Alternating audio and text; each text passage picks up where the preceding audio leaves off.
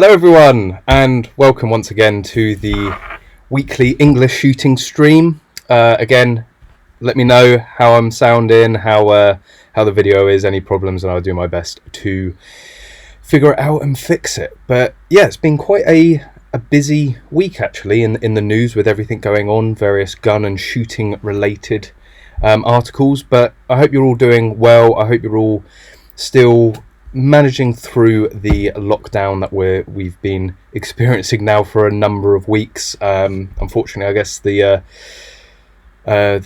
doesn't really show much signs of stopping at the moment. I know there's some countries out there, Sweden, just really, zero fucks really, isn't it? They're just, whatever, carry on, business as usual. We'll see how that pays off. Australia, they seem to be a lot better.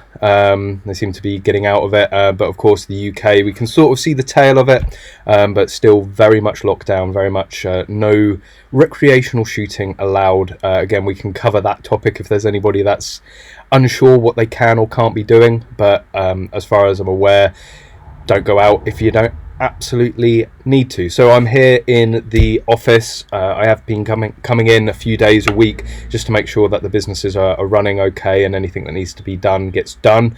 And while I'm in, I take the time to use the good Wi-Fi here, because any of you that joined the stream a few weeks ago actually at home, at my home office, the Wi-Fi was absolutely terrible. So I've decided to keep doing them here to make sure I can make the streams as good as possible. As always, guys, please put your comments, questions, any topics you want to talk about in the comment section below. Keep the conversation flowing. I'm doing this all for you guys. That's why I run the channel. That's why I do the live streams. I want to interact with you guys. So please, anything you want to ask, anything you want to talk about, put in the comment section. And as always, please hit the thumbs up button. It does make a big difference to the YouTube analytics and helps grow the channel.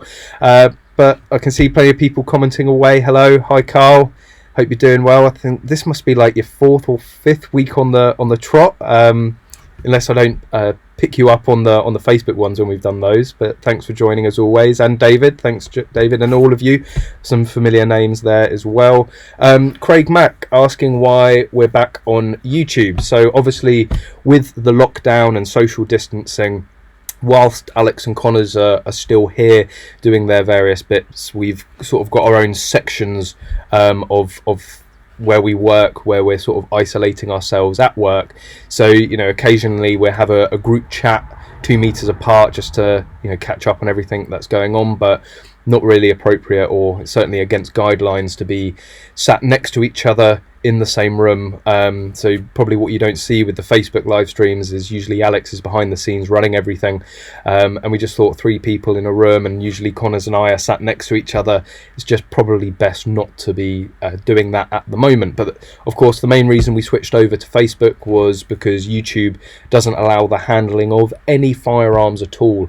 So coming out of the lockdown, or being in the lockdown and not being in the gun room, there's no chance of me handling a gun. Obviously I need to be supervised while handling guns, so I thought I'd come back to YouTube. English Shooting is first and foremost a YouTube channel. That's where it started. That's where the main effort is put. And it, I said it at the time, it really did pain me that we had to switch over to Facebook to be able to continue running the streams how they were. But obviously taking the silver lining and the opportunity at the moment, not holding any firearms or handling, I've gone back to YouTube. And again, I know, Craig, there's many people that don't have Facebook but do use YouTube, so this was more of a sort of say hello to you guys again and sort of do the usual live stream as it first started out on the channel. But yes, after lockdown is lifted, we will be doing the sort of full production, because this is just literally on my computer. We will be doing the full production with lights and cameras and Alex running it once the lockdown is lifted. But yeah, I can't wait for that, because then there's loads of new guns and loads of stuff that I want to be able to show you, but obviously I can't. We have been managed to sort of test a few guns this week, which was nice. Sort of timing permitted it, so I'm going to talk about that later on in the stream. So I've got 2 videos coming out relatively soon. We've got the Tyrannus from Grand Power. We talked about it in the stream last week, but we did have an opportunity to go and shoot it again. Social distancing and everything within the guidelines followed. But of course, my full-time job is marketing within the shooting industry and running Gunroom TV and English Shooting. It's very much essential that we still put content out, although we have limited severely the range use. Well, I think it was only the once that we've been out since the lockdown. I guess that's the privilege of having your own private range. But yeah, we've got the Tyrannus TR22 from Grand Power. That's available from Cotswold Classic Arms, and Otto, who runs Cotswold Classic Arms, and sent it down to us. He normally appears in the stream, so I'm sure any questions later on, if he does pop up, you'll be able to ask him. But we'll talk a bit about that later. And also, a number of you did request a review of the Tippmann M4 2.2. So there's a video of that coming out very, very soon. Again, we'll talk a little bit more about the Tippmann. I'll probably give away everything I'm going to say in the video anyway. But it's an interesting rifle, another option for the 2.2 AR-15 clones. But yeah, loads of news as well that we'll touch on. I can see loads of comments, but I'll just go over the overview of what we'll be talking about before I start answering stuff. Obviously, there's been some weird news. I say weird, pretty bad news in some cases. Obviously, there's Nova Scotia. There was a mass shooting out there. Obviously, that's got the attention of the world on that. And also, there was an incident in Kent earlier in the week where a guy was firing off from his balcony, which is absolutely nuts. But we'll go a bit more into detail in that in a little bit. But again, guys, any questions, any topics you want to talk about, anything that's on your mind, just fire in the comment section below. And let's have a look what people are saying. So many thumbs ups and hellos, which is very much appreciated. Hi to you all. Hope you're well. I hope you're keeping safe and fighting off the boredom. It's got Richard Weston. Quick question for you all. As spare barrels and moderators are considered firearms in their own right, do these items also need to be stored in your safe? Haven't got any, hence the question. Absolutely. Anything that is required to go on a firearm certificate, be that component parts that are pressure bearing or a moderator, silencer, suppressor, whatever you want to call it, does need to go into the safe, and spare barrels as well. Funny enough, when things like that go missing, the police here like to classify them as firearms. So you could lose a barrel, they will classify that as a firearm being lost or stolen. You can lose a moderator, they will classify that as a firearm being lost or stolen, or any other pressure bearing. You lose a bolt even, that would be classified as a firearm being lost or stolen.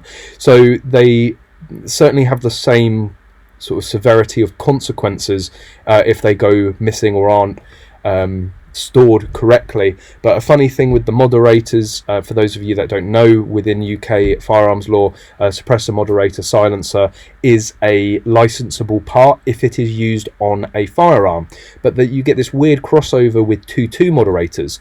So you can legally buy an air rifle, a sub 12 foot-pound air rifle moderator.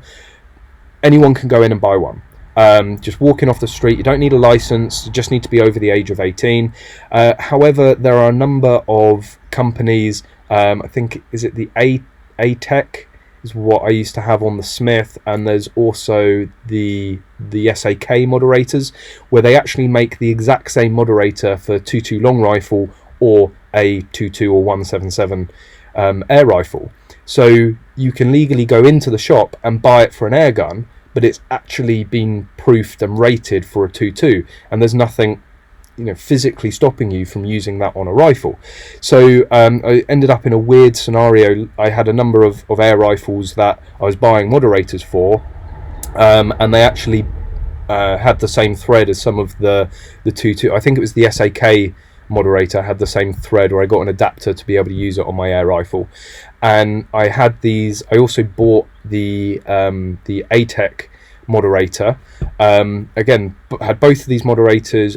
I think they were on my windowsill because they were only being used with air guns. And whilst I had a inclination that at some point they'd be used on the 2.2s, I didn't have the slot for them. So therefore, as soon as you mate them on the gun, it's completely illegal if you don't have the slot. So I had these two classified air rifle moderators on my windowsill, and then when I finally got the variation through for the moderators for my 2.2s, I then signed them on to my FAC. Now, funny enough, completely lawful up until signing them on to my FAC to keep on my bedroom windowsill. As soon as they're signed on a FAC, I have to secure them and make sure that they're safely stored. If they went missing, again, they're classified as a firearm, so that's not going to look good, and it's an easy way to lose your license with losing bits like that. But it's just funny how they spent months and months and months sat there, and I'd take them out and use them on air guns, and then as soon as you write it on the ticket, I don't know if this is maybe a scenario whether this is legal, but I don't know if you could then use that moderator on an air rifle, because it's technically an FAC moderator, and technically you don't, although you have authority to possess it, whether or not you would legally be able to use it on that air rifle because it hasn't been assigned to that gun.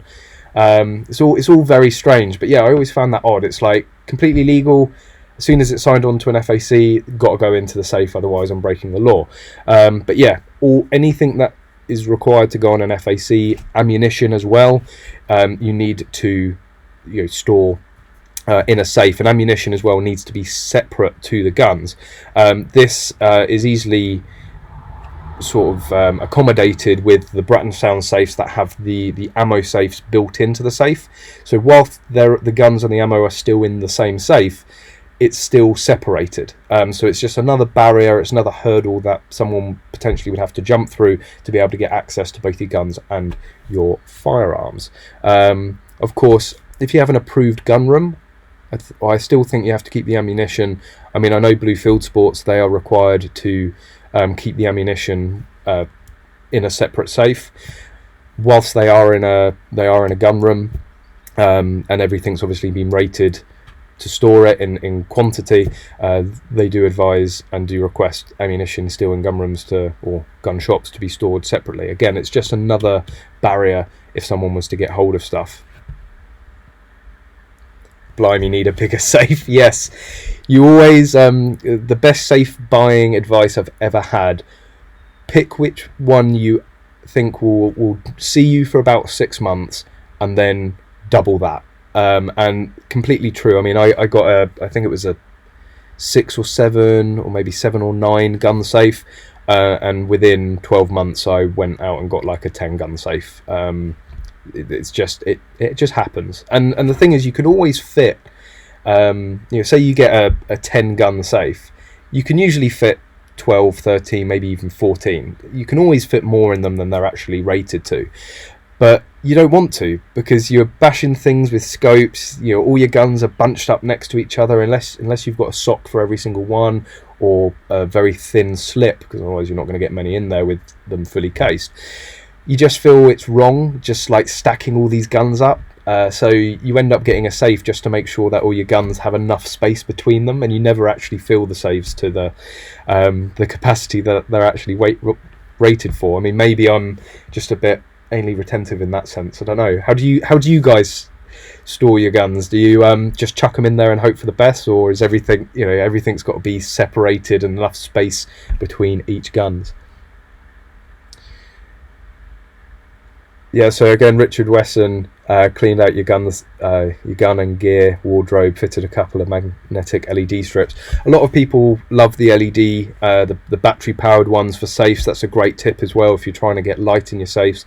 I know most people put them, their safes in their wardrobe, sometimes in the attic or little cupboards under the stairs, and they're always dark, and you always end up putting them somewhere where there isn't a light source. So getting it's usually the little round LED lights that I see, which you push in and they're pushed to turn on, or you can get really cheap LED strips now from Amazon, like 20 quid a strip, and just putting a loop of one of those in the safe, you're going to be able to see absolutely everything in there.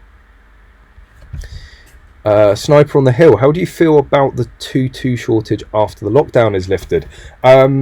I'm assuming you're American. I might not be. Sorry if you're not. Maybe you're Canadian and I've really made a faux pas. But we don't seem to be having a 2.2 shortage. Again, it's something we've touched upon. I mean, I know in America, obviously, right to bear arms. Anybody, as long as you're old enough, can go in. I don't know, is there an age limit on ammunition? Maybe there isn't, but let's assume there is. As long as you're of age, anyone can just go and buy ammunition. I remember going, actually, yes, you are required. There is a minimum age limit, because I got ID'd in Walmart when I went out there. And even as a non-citizen, I was able to buy ammunition. Still got the receipt. Nice. I'll show you on the next. I'll bring it in. It's on my shelf at home. It's probably in some of the other streams or videos that I've done recently. But yeah, anyone can go and buy ammunition in the States. Again, age dependent, I think. So everyone just rushes out and grabs absolutely everything they can. In the UK, first of all, we're limited. So you have your ammunition limits, which obviously stops you just going and buying as much as you can grab. But also within the lockdown, gun shops have not been deemed as an essential business. Whilst there are still pest controllers and professional shooters sort of in the pest and hunting area, their job is essential. They haven't deemed gun shops as essential. Some have still sort of stayed open. I know with Blue Field Sports, if you're in an essential sort of firearm trade and you need to get some ammunition or spare parts, Alex will help you out. So if you do need a hand, hit Alex up at Blue Field Sports. But yeah, most of the gun shops have closed down. So even if every FAC holder wanted to go out and buy up to their limits, you're not going to be able to, because you can't walk into a shop and buy them. And again, it's not like the States where it's not just gun shops that sell ammunition. I know at Walmart, I think, has stopped recently, but of course you can walk into Walmart, which is the equivalent of Asda, and you can buy ammunition. We can't do that here. So I don't think there will be a 2-2 shortage in the UK. We might have, say, longer term supply issues, which may in a few months after the lockdown is lifted cause sort of a delayed effect, but I can't see it being too hard getting hold of ammunition. I remember, I think it was around Sandy Hook, we had shortage. Well, it was just the shortage of the Smith & Wesson 1522, because I was in the prime position to buy one, and then you couldn't get hold of them for love nor money. But 2.2 CCI mini mag, which I know was like absolute like unicorn turd out in the States, or any 2.2 rimfire was just like hen's teeth.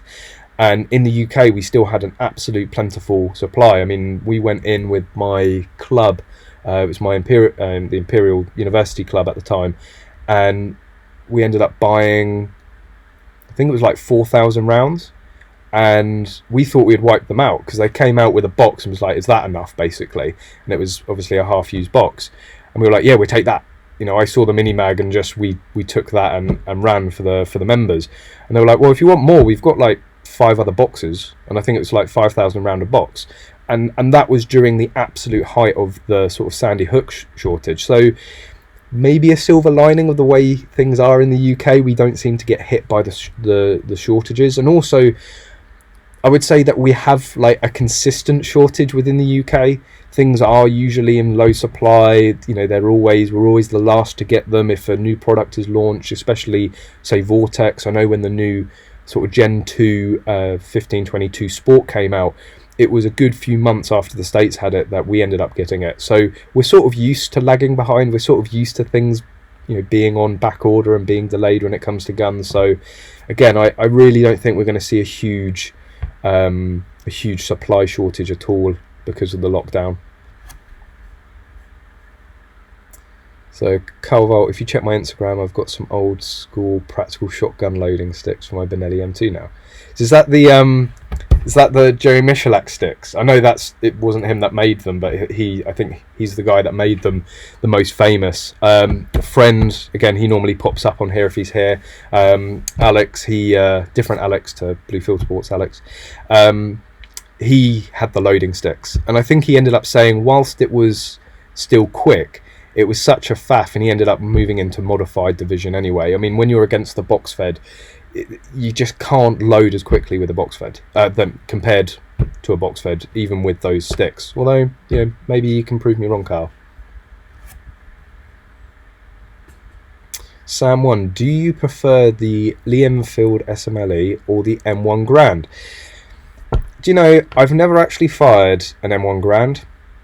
I know that's like saying you're a car guy and not driving an Alpha, although I say I'm a car driver and I've never driven an Alfa Romeo either, but yeah, never fired an M1 Garand. And funny enough, there are UK legal variants here, like straight pull variants, and you still get the ping.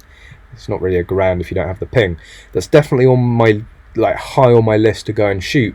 But being British, regardless of how the rifles actually shoot, it's got to be the Lee Enfield. I'm British. Like, if you're British and you pick any other historic rifle other than a Lee Enfield, well, you know, you're a traitor. That's just the long and the short of it, really.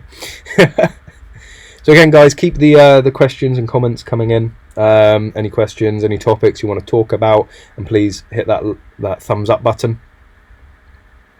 Seen we've got Point Blank Simulator. That's another video that will be coming out very shortly as well. So Point Blank Simulator very kindly lent us a full setup, which reminds me, I need to get back to your WhatsApp message. But yes, we gave the system a huge test. So we've had it now for I think it's over a week, and we've been using it loads. I mean, for those of you that don't know, it's sort of a projector and camera based system. So you use just a standard household projector if you've got one lying about. Project it up onto the wall, and then you have a camera looking at the screen, and then you can use laser guns. So the most popular one that we've been told is the Glock SIRT pistols, or you can actually get attachments to Action Air or airsoft guns, and then the camera will pick up the light. Really easy to sort of set up and calibrate, and a load of stages and different training exercises. So obviously, being at lockdown and wanting to minimize where we're going and what we're doing, to have an indoor simulator to play with has been absolutely fantastic. So, you know, really thankful, Paul, for sending that down. And there will be a video. I filmed a video on it. Unfortunately, because it's indoors and the shooting's in the dark, I don't know how well it's going to come out, but it's a fantastic training aid. I would say there are a few, say, quirks, not necessarily to that specific system, but there are always slight quirks with a laser system compared to just, you know, normal drilling or dry drilling. But yeah, there's definitely some benefits to be had. I did want to do a full review of it. Again, Paul, I don't know if I've discussed this with you, but the video is more of an overview because we're using a development, you know, like a dev, what do they call it? Like a development version of the software, so that obviously we don't have to pay for it, and the setup is slightly different. So hopefully at some point, Paul, I'm sure we'll have a chat when we send it back. We might redo a sort of a full review to sort of show you the beginning to end setup process. So I can't really review how easy it is. You know, Paul has shown us, but until we've actually gone through it as a customer rather than a dev, although the dev package really wasn't, it's more complex to set up than a standard consumer package, but again, it still didn't look that hard. But yes, I want to be able to do a full review from start to finish, but this is more of an overview, sort of to whet your appetite and sort of show you what these systems can do and what you can train and what you can pick up. So, you know, if you don't have a garden, I made that range shooting in the back garden, building a range in the back garden. If you don't have a garden, indoor training laser system, and I believe the packages start from about £150, and that gets you the hardware for the camera, and then it's about £30 a month subscription. So, you know, if you wanted to push the button on it now, granted you have to have a projector and a computer capable of running the software, but if you do happen to have an old projector lying about and a computer, 180 quid, like, you know, think about how much you're going to use it in the next sort of couple of months. So that might be something to watch out for if you're interested in laser training sort of videos and setups. Let's see what you guys are saying. You've been busy. I'm trying to keep up.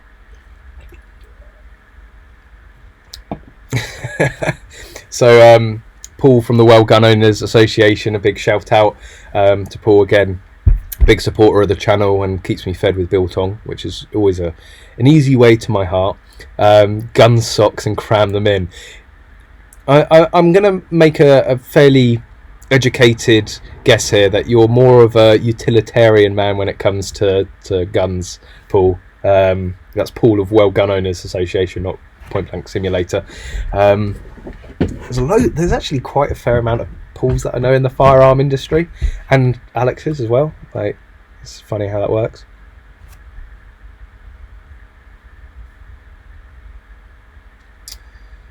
So Paul Alexander saying there is a shortage in the UK. If the US runs out of ammo, so will we, except RWS and other European countries. I mean, like Ely, I guess we have one of, if not the best 2.2, certainly precision rifle shooting 2.2 manufacturers in the world, based in the UK, and they have made the transition into sort of practical rounds. You know, my personal opinion, I do believe we actually have some coming down to review and test. So, you know, big shout out to Mark at Ely. At the moment, maybe, you know, doing that review will change my mind. At the moment, for me, the gold standard of sort of semi-automatic 2.2 ammunition is CCI Minimag. Never had an issue with the ammunition. It runs absolutely everything, even guns that just are having issue after issue after issue. You feed it some Minimag and they seem to burst into life. Like I agree, if the US runs out, usually we run out, but it depends how long it takes for the US to recover. And, you know, if they step up production, if they start, you know, if they manage to fulfill their shortage before sort of we're out of lockdown, then by the time everything gets back up and running, we'll be able to start, you know, buying stuff in again. So I know CCI, I think it's GMK, so I might drop GMK a message and just sort of see how they're, you know, what's going on with them at the moment, and in terms of CCI. But in terms of 2.2, I really don't think in the UK we're going to run out. Yeah, okay, CCI might get a little bit harder to get hold of. I don't see it. I can see any sort of shortage being filled well before we're in the full swings of things again.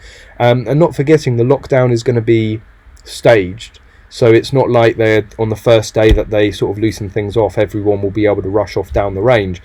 Businesses will start up again. And not forgetting that Trump is very much economy focused in the US, so it wouldn't be surprising if those factories are still up and running and still churning out ammunition, because that's very much what Trump wants. I mean, look at petrol. I mean, they literally cannot slow down the production fast enough to sort of stem the overflow that they're seeing. I mean, oil hit minus, I think it was like minus $20 per barrel, so they were literally paying you to buy oil. And that's because it's sort of a funny way it works with trading, is when you're trading on, you know, on stocks and shares and commodities and stuff like that. If you're trading on oil, you are saying you're going to buy that oil. So if it gets to the end of, like, trades have like shelf lives, or they have end dates basically, if you're left holding that trade by the end of you know, by the end of that close of that trade, then you're taking delivery of that oil. And if you're some city banker in Canary Wharf trading away, you don't want to have to take a delivery of 1,000 barrels of oil, do you? So it got to the end of some of these trade deadlines or whatever, you know, the cutoff point, and people were paying to get rid of their trades because they didn't want to have to deal with thousands of barrels of oil. And if ammunition manufacturers, okay, you can still go and buy ammo in the States, that resource is going to be continually depleted. But if the supply does sort of stem, if everyone's sort of done their panic buying by now and the ammo manufacturers are still churning out ammunition, you may even see a surplus. Obviously, I think anytime there's a surplus of ammo in the States, it's going to get snapped up. Again, I still don't think we're going to see a particularly bad shortage here in the UK. I generally think it might see a little dip. I still think you'll be able to go and buy pretty much any ammunition you want to go and buy. Travis Card. So that actually brings us nicely, Travis Card's question, onto some of the guns that we've been reviewing and videos that are going to come out very shortly. So he's asked, is the Chris Defiance any good? Have you had a chance with the Chiappa M4 Gen 3. So I highly rate the Chris Defiance. As you all know, I'm big into my 2.2 semi-automatic AR-15 clones. My favourite of them, my gold standard benchmark, is the Smith & Wesson 1522. That's a gun that I bought 7-8 years ago. The only time it ever lets me down is when I play with it. So and again, I'll be doing a video on this hopefully very shortly. Is certainly playing around with the trigger, because it's not technically a mil spec when it comes to the trigger. There's a slight offset with the bolt that can cause light strikes, and I think an offset on the firing pin even, and it causes light strikes and all sorts of issues.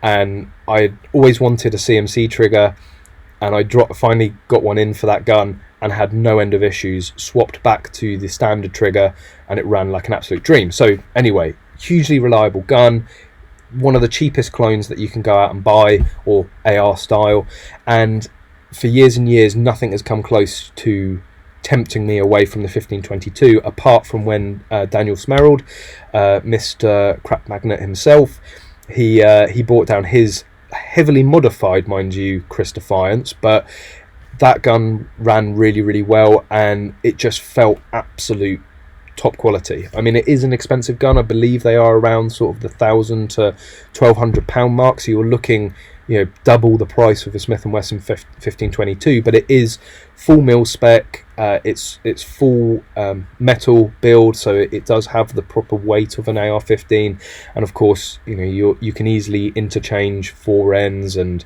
triggers and not worry about it. So yeah, really, really highly rate the Chris Defiance. We got a Chiappa M4 Gen 3 into the gun room. I think we still have it, unless Alex has sent it back by now, and we were absolutely horrified by it.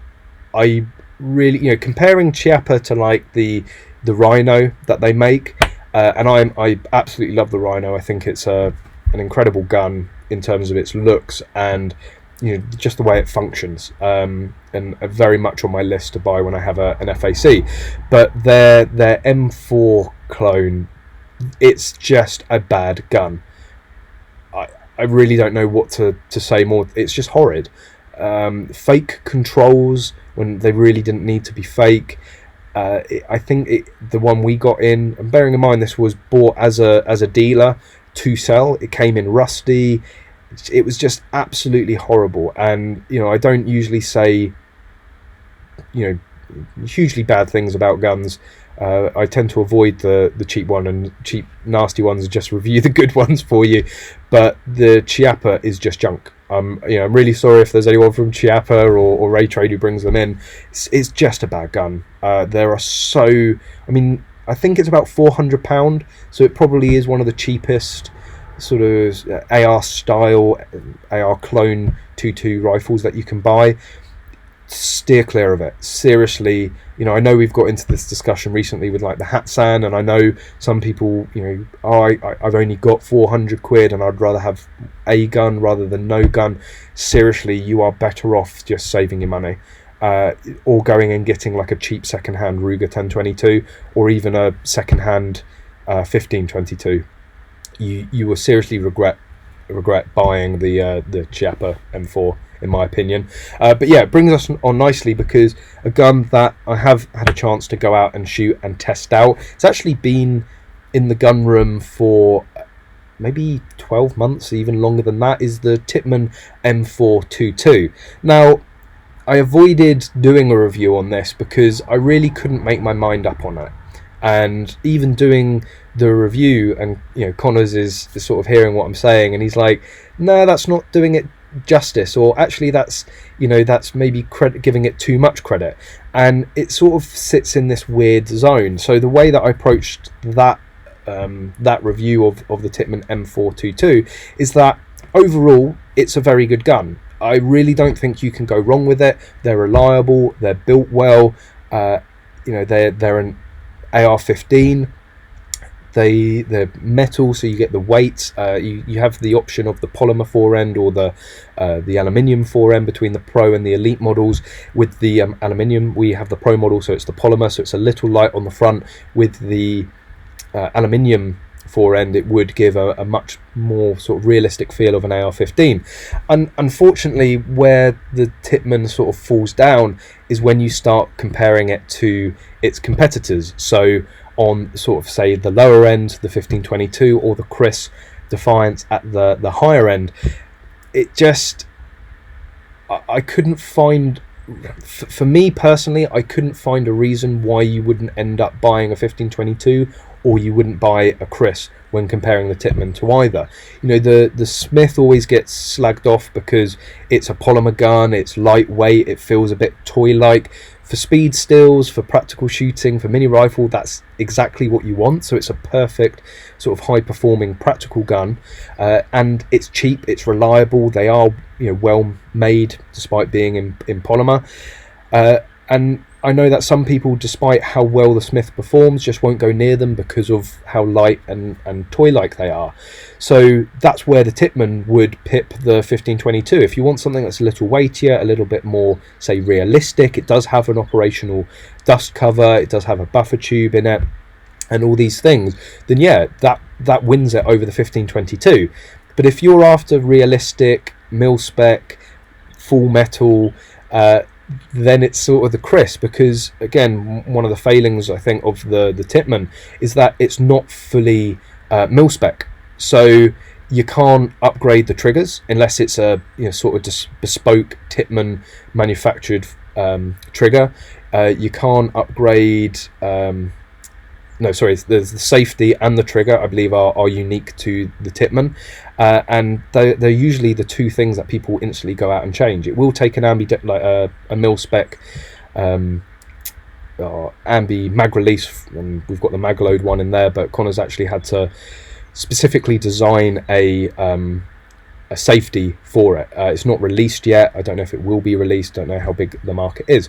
I just have seen a donation from Stephen Wolf. Here's some beer money. Unfortunately, I do have to drive home, so I'll wait until I get home after that. But thank you very much appreciative of any donations. And again, I always say it, any money that the channel raises or makes, you want to give, you want to donate, or it makes in advertising, all goes back into the channel. And I am currently camera shopping, so you might see a step up in improvement in the videos, and again, that's all thanks to your donations and clicking and watching the adverts. I know they get annoying, but if you click and watch adverts on the channel when they come up, that helps the channel because the channel gets paid, and again, I can reinvest it into new equipment, go and do you know, pay for ammo. You know, I know it seems silly, but you know, reviewing the Tippmann, we use 200-300 rounds. I mean, and that's with mini mag at what, £9 or 100. So just to review that gun, you're talking 20-30 quid in ammunition. So again, every little helps, and very much appreciated, Stephen. But yeah, so the Tippmann, it's not full mil spec. You've got to get these sort of proprietary upgrades for it, and it doesn't give you the flexibility of the Chris Defiance. So again, it's like if you want that realism, if you want that sort of you know, full metal AR clone, and you're looking at the Tippmann, I'd find it very hard to justify not going and paying the extra. I mean, that is, I suppose, the only difference is that the Tippmann is £200-300 cheaper than a Chris. So you know, if you really are budget conscious, you can get a reliable, well-made gun for 300 quid less if you're not worried about putting other upgraded components in it. But it's a shame because everything about the Tippmann otherwise, in terms of its functionality, in terms of its reliability and how it shoots, is absolutely fantastic. You just can't help but compare them to the 1522 and the Chris Defiance. I think I said this in terms of the guns that I'm going to be applying for my FAC.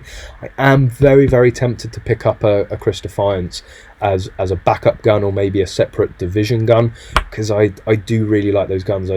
I know I put the 1522 on a pedestal, and that might sort of counter how I feel about the Chris, but the Chris is, again, back to your original question, is a fantastic gun. You really can't go wrong with them. I did hear of a few issues with them though. I think they have sorted that. I think their firing pins and ejectors were made out of cheddar cheese at one point. I know Daniel had an issue with his Chris, but we wasn't too sure if that was ammo related or if that was the gun. But recently, well, prior to the lockdown, it had been a good maybe 6-9 months and since I'd heard any issues with the Chris, so it sounds like they have sorted that.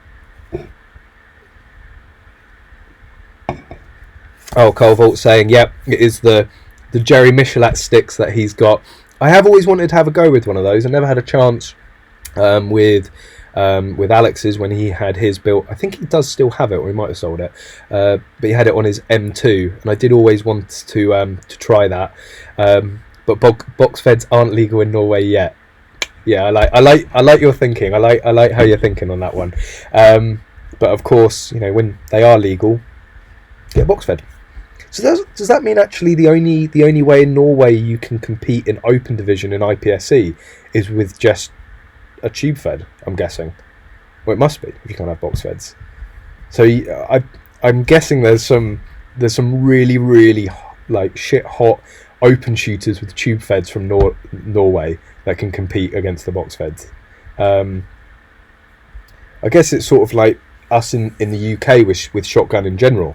We can't have the full bore semi-automatic rifles, we can't have proper handguns, so we put all of our time into shotgun. Like as far as I'm aware with IPSC, by far the most popular discipline is handgun, followed by rifle, followed by shotgun. So it's completely flipped on its head in the UK. I would say handgun is by far the least popular because it's sort of harder to do. At least with straight pulls and say 2.2 AR-15 clones, you can train for rifle in a certain way. I guess with long barrel pistols you can do that as well, but the rifles are a lot easier to get hold of. And you know, shotgun, we're completely unrestricted really in what we can do, so the Brits are pretty mean when it comes to shotgun shooting. David Kiddle, M1 Garand awaiting you in Kentucky. Why did you never send it to Utah? Maybe you did, and I just missed the opportunity. But of course, I'm sure many of you are aware we were meant to be out in Kentucky a couple of weeks ago. Obviously, with everything going on, we weren't able to. But everything, I believe, is getting booked for October. Luckily, I'm free. I did have a moment of dread when David said, "Oh, it's all been rebooked to October because it's my girlfriend's 30th birthday, which she has said under no circumstances am I getting a pink pass to miss. I wouldn't really want to anyway." Luckily her birthday is at the beginning of October, and the trip out to October, the trip out to Kentucky even, is at the back end of October, so luckily they don't clash. I might be moving house by that point, so that might clash, but I'm going to try and keep it open as much as I can. And if there's an M1 Grand waiting for me out there, I'll be able to tick that off my bucket list. So that definitely got me a bit more excited. Although there's going to be machine guns, so like the M1 Garand's going to see a little bit of an anticlimax. Richard Weston, here's some coin, some ammo coin. Very much appreciated. Oh, it's not going to be like last week, is it? I just ended up getting all my words mixed up. But yeah, thank you very much, Richard. Again, hugely appreciate any support to the channel. And yeah, that sort of goes some way to the ammo reviews for review recently. I mean, yeah, it does all help out. I mean, you know, I've had my eye on a Sony A7 III for a while. Unfortunately, they're like 1,500 quid, so if someone wants to donate 1,500 quid, I'd love you forever. Apparently, Daniel did, and now I do have witnesses to this, he did say that if I shaved Daniel into my beard, he would buy me that camera. I'd actually forgotten about that. So Daniel, if you're here, you know, I thought that was a deal. I thought that was going ahead. But yeah, again, thank you very much, Richard. Stephen Wolf, how you broadcast early? I was waiting for 7:30. Yeah, so because obviously things have slowed down here, usually like a normal day when we were doing the streams, we're working throughout the whole day. So we actually want to push the live stream as late as possible. Plus, we need to fit it in with Alex, you know, putting his kids to bed because you know, the gun room is located right next to his house, so it has to coincide with sort of his dinner and putting kids to bed. So it ends up getting pushed to about 7:30. But what's happening here is where we're not spending as much time here. You know, I'm sort of done by early afternoon. and otherwise I'm just sat here twiddling my thumbs if I want to go to half 7. So I made it a little bit earlier for my convenience, so sorry if that threw anybody off. Well, obviously threw Stephen off, so I apologise for that. And again, as I explained, we're doing them on YouTube at the moment. Not everyone has Facebook, and I'm not handling guns, so they can be back onto YouTube. There's sort of some good news actually on the YouTube front. I don't know if any of you guys run channels and if you've seen it, but they're bringing in a new monetization sort of scheme, so you can sort of self-assess, and as long as you're honest and as long as you're consistently honest, they will start to give you more trust. And I would have to say that the majority of the videos I put up get instantly demonetized, which is a big pain, because you put the request, but in some videos the most views it will get is within the first sort of 48 and maybe 72 hours. And after that period, YouTube pops up after you've clicked review. They turn up 3 days later and go, oh yeah, your video is monetized again. And you're like, but I've just lost all the revenue for the first 72 hours. But hopefully this will help gun channels. Unfortunately, I have seen that one of the things you have to tick and declare is that it's non-firearm related content.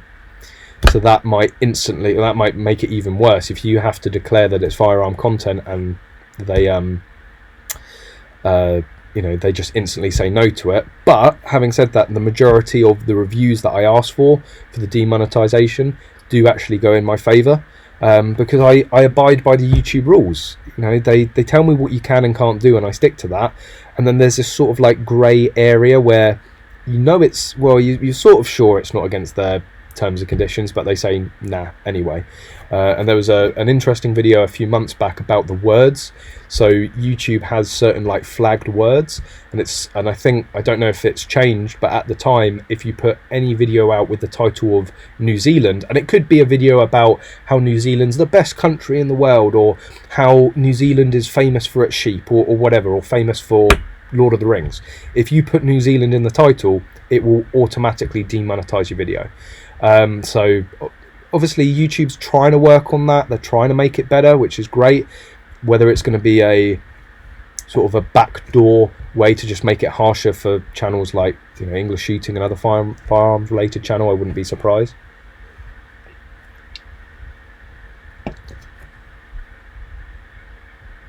So sorry Stephen, you obviously figured it out. You did ask if you can donate in chat.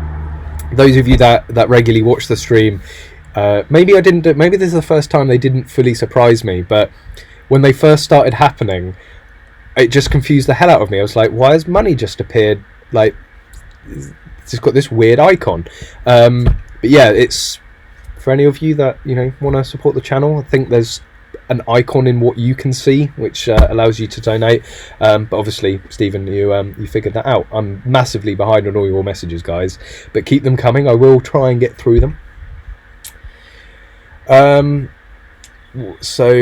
Manku Man, what's the first gun you're going to shoot after lockdown? Well, as I said, we have been lucky with the way that it's set up here. We have a private range that isn't open up to the public. We are coming into work, and because again, there's been a little bit of confusion with how the lockdown has worked. So everyone thinks unless you're an essential worker, you can't go out to work. And I'm not saying to anyone if it's not absolutely vital or absolutely essential, please do not go out. There's no need for it. However, if you are running businesses and there is essential work that is required at that business, then you're going to have to go and do it. And that's basically what the guidelines have said is, do not go into work unless it is absolutely necessary. Well, English Shooting and Gunroom TV, and I mean, English Shooting has always been sort of a hobby, but let's take Gunroom TV. It's its whole ethos is content creation for ourselves, for our own videos, but also for the industry. And sometimes we only have products and guns and certain timescales to be able to film stuff. So we have to you know, we have to get some things filmed, we have to get some things done, and unfortunately it meant that we did have to go out to the range. Again, it's not maybe essential to our existence, but it's certainly essential for the business that we continued to do that. But I think it's just been the once since lockdown. So I did shoot the Tippmann and the Tyrannus, but when everything is fully unlocked down, I don't know, that's a good question. I have a think about that. But Carl N, shut up and take my money. Are you guys getting into a contest now? They seem to be getting bigger and bigger. Thank you very much, really appreciate that, Carl. Thanks for supporting the channel. And yeah, Richard Wesson, we have a bidding war. Right, what's the prize? Oh, I still have some patches. Here we go. I don't know how many we have, but anyone that wants to donate, and I say at least a £5. So anyone that has already donated or wants to donate later on in the stream, I will send out an English shooting patch. And I think I still have some sort of swag and goodies. I can always go and raid a bit of Magload in terms of key rings and patches as well. Connors is probably here going no. But yeah, a dinner date with Callum. Who would really want that, honestly? I have been thinking a while. Obviously the lockdown has sort of screwed this up, but having a summer barbecue. So we've got the playground here on the estate as well. Maybe have everyone getting together and sort of just have a clay day, and maybe go to the range as well and have a bit of a barbecue and a cook up. So I would say a meet and greet, but I know you guys would want to come more to the shooting rather than to meet me. But basically an open gate invitation for people to come down and shoot, and we'll try and work something out hopefully after lockdown. But yeah, again, really appreciate that, Kyle. Anyone that has, so Carl, Richard, and Stephen, if you want to drop me an email is probably the best way. So it's EnglishShooting@gmail.com. I'll get a patch out to you. Maybe that's something I should make a standard, like donate at least a £5. I don't know what's the smallest donation you can actually do, but yeah, donate at least a £5 and I'll send you out a patch. And I should really get more organised and maybe do like a little tiered goodie bag for anyone that wants to donate. But yeah, drop me an email, you guys, and I'll get a patch sent out of you as a little token of my appreciation. But yeah, first gun after lockdown. So apart from the guns that we have to go out and sort of film for obligations that we have, the first gun to go and shoot after lockdown. Do you know what? It's not something. So with having the playground here, I haven't been to and apart from South Downs, I did some shooting at South Down Gun Club and Shooting School, but I haven't been out for like a clay shooting day. You know, when the playground is open here on the estate, it's it's two Sundays a month, and it's like I'm usually in work on a Sunday anyway, so we just grab the guns. Obviously, I have to have someone that has a license, and we go off to the playground. But I haven't purposely set a clay day aside, and I think that's probably it. Nothing too fancy, just literally go and take the silver pigeon out to a playground and do 100, 150 clays. And I haven't been to, so one of my favourite grounds is actually Stockbridge, and it's the Spitfire shoot in Stockbridge, and I haven't been there for ages. So perhaps that's what I'll do is after lockdown I'll go and do a day clay shooting, because I used to do a lot, like a hell of a lot of clay shooting. It was probably the main discipline that I did, and then I found practical, and then when I had licenses, it was quite easy to do multiple disciplines, because if I fancied going off on my own to a clay ground, I just packed up the car and went. Obviously not having licenses made that a little bit more difficult, but yeah, I think just keep it simple, just a nice day out on the on a clay ground. That's probably what I'll be looking forward to most. Obviously, again, the majority of the shooting that I've done for the past 2 years has been on the range here. So, we do sort of take it for granted occasionally, I guess. But we very rarely sort of have range days. So, if we want to go to the range, we just go to the one that's here, basically. Oh, wow. Jesus, you are acting. You've won a badge, Richard. You'd already won a badge. You'd already given 10 quid. Maybe I should send you 2 patches. God, at this rate, I could give up everything else and just sit and do live streams all day. Again, really appreciate that. That's really really kind of you all. And Richard, you're just trying to beat everyone, aren't you? You know, you're the winner. You're all going to get one. Maybe I need to put a special little pack for Richard.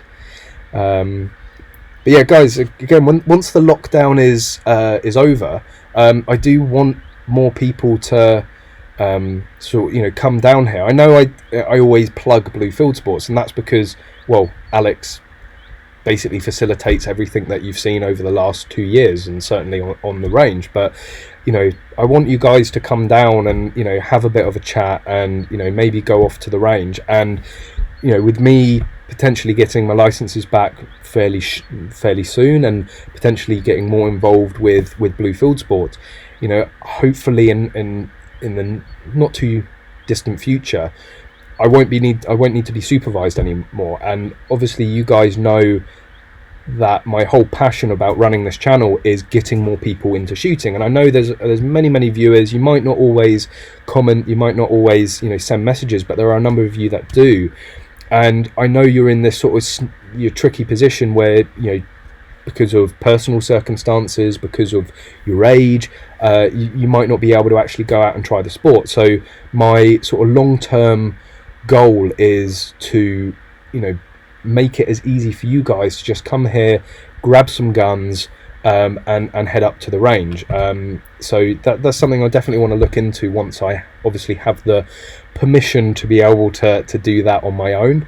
I think having to drag Connors or Alex, for any one of you that want to come down to the stream. Oh wow, Jesus. Well, I'm not complaining. I mean, thank you very much, Carl. If you guys want to get into a bidding war, go ahead. I might even at the end of tonight have enough for to buy that new camera.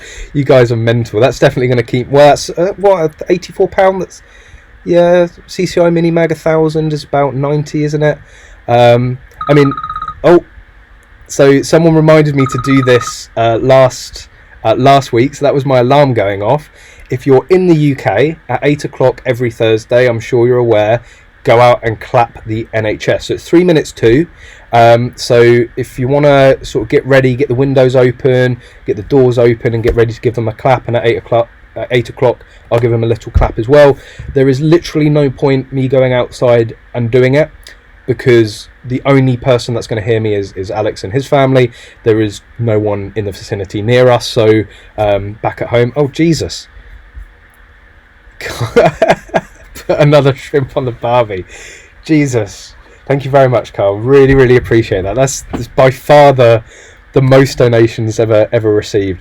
Tell you what, Carl, because of that, and Rich and stuff, and Stephen as well, you guys ever want to come down to Blue Field Sports, we'll go out on the range. I think that's the very least we could do.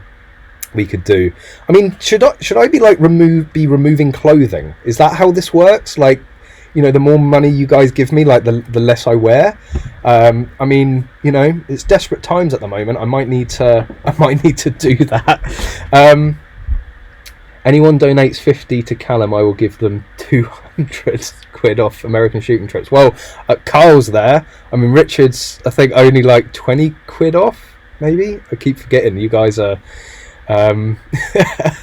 you guys are mental. But again, it does all go to the channel. It does all help out. But yeah, so you are 2 minutes. I'm keeping an eye on that time because I don't want to miss the clap. I've set the alarm on everything. But yeah, so with everything sort of moving forward, sort of license wise at the moment, I'm hoping by the end of the year to be able to do a lot more on my own, and being full time in the gun trade. Yeah, as I've been saying, I want to give more back to you guys. I want to take more people out shooting, introduce more people shooting, and once the lockdown is lifted, if you make an appointment to come here, might not always be able to guarantee going out onto the range, but you're always more than welcome to come down, have a look around the shop, ask any questions, have a little bit of a chat, and you'll feel really unlucky you might end up in the video as well if we happen to be filming that day. But there we go. I mean, I'm absolutely astounded. I keep seeing, again, Carl, Richard and Stephen, you guys are mental. Thank you very much. We're getting close to 8 o'clock, so get ready, guys. I would get out to your doors right now. Obviously leave it running because then it still helps my analytics, but get ready, go outside and get ready to give the NHS a huge round of applause. There we go, it's just hit 8 o'clock, so let's give the NHS a huge round of applause. All the frontline workers as well, everyone that's out on the front line, keeping us safe, keeping the country going.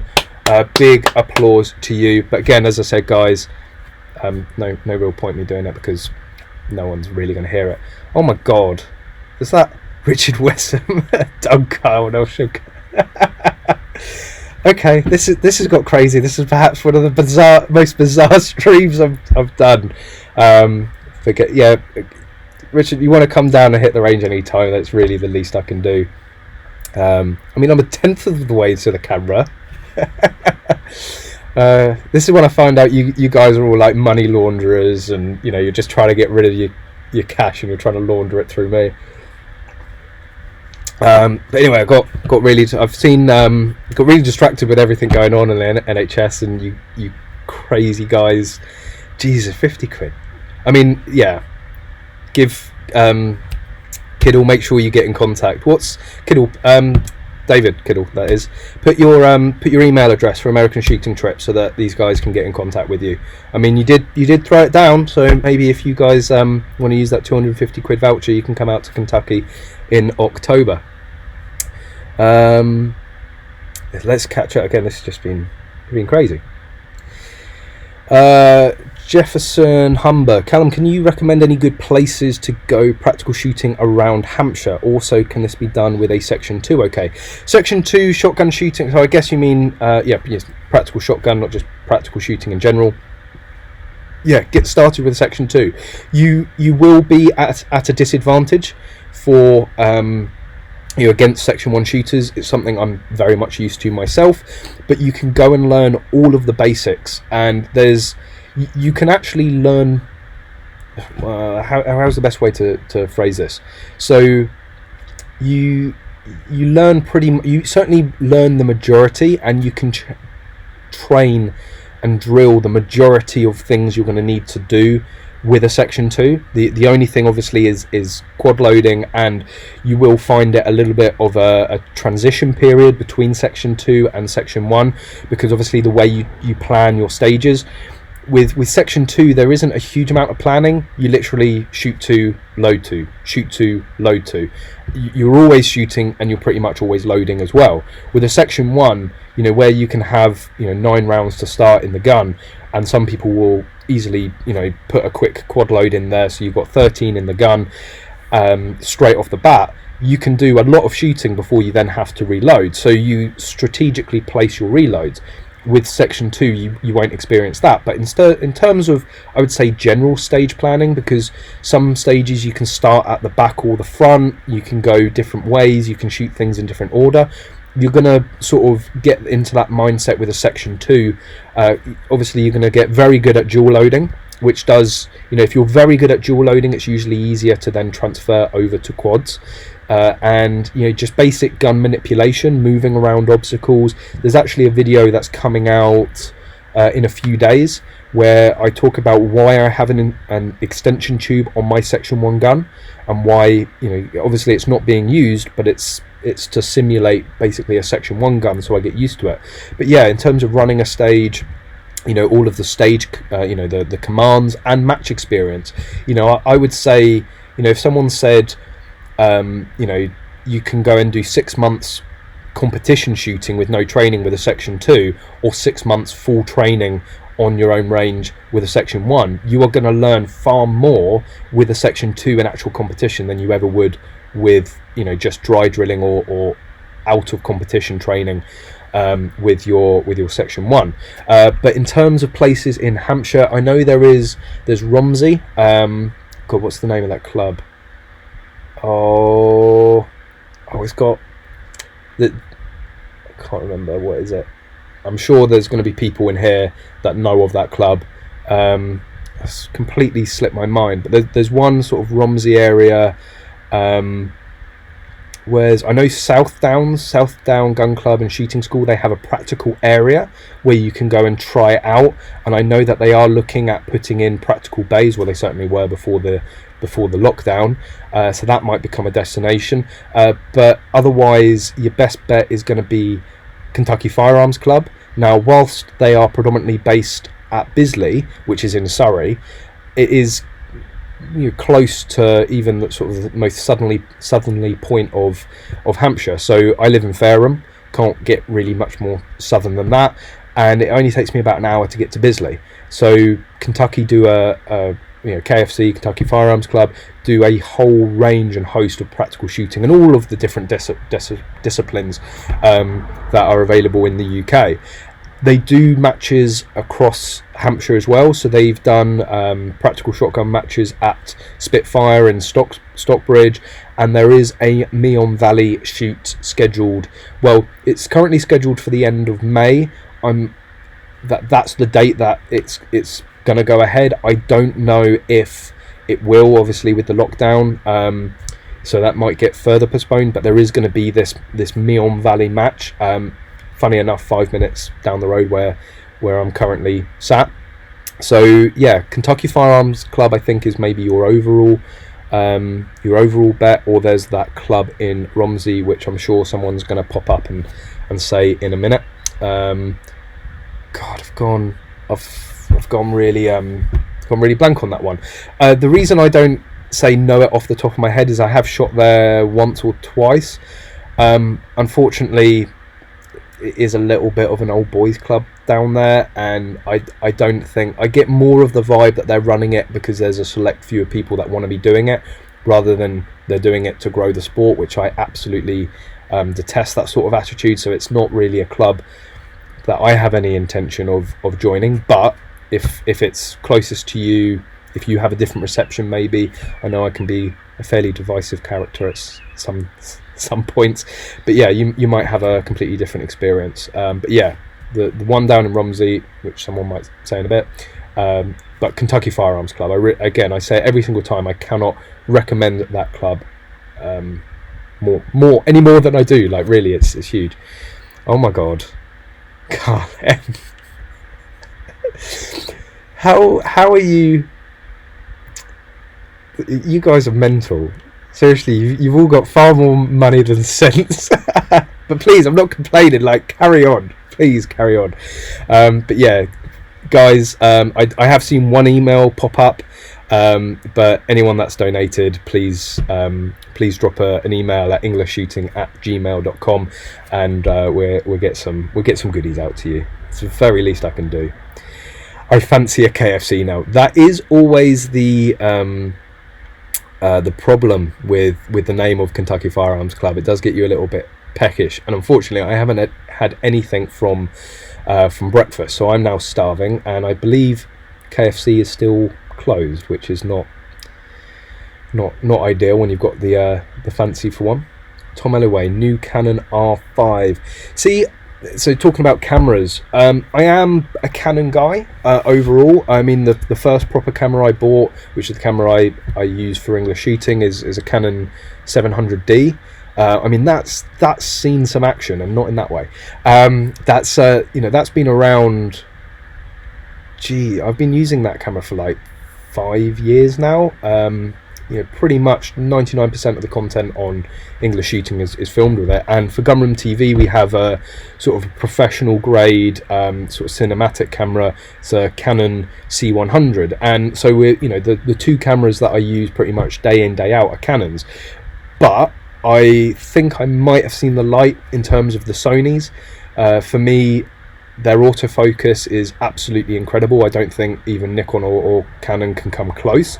And when you do the sort of filming that we're doing, which is usually dynamic, following somebody around, blasting down a stage, the autofocus is absolutely a necessity. We also have a DJI Ronin SC, and the Sony is the camera that they advertise in that gimbal, so it's completely compatible. We're going to get so much more functionality. It's really cool. We can't, so I use the 700D on the gimbal at the moment. Maybe I should do a video on all the gear I use, because it's accumulated over the past few years, and again, that's all thanks to you guys, pretty much. Well, every penny, unless it gets used for ammunition or other expenses of the channel, pretty much every penny goes into buying gear. So maybe I should show what all your advertisement revenue has amassed.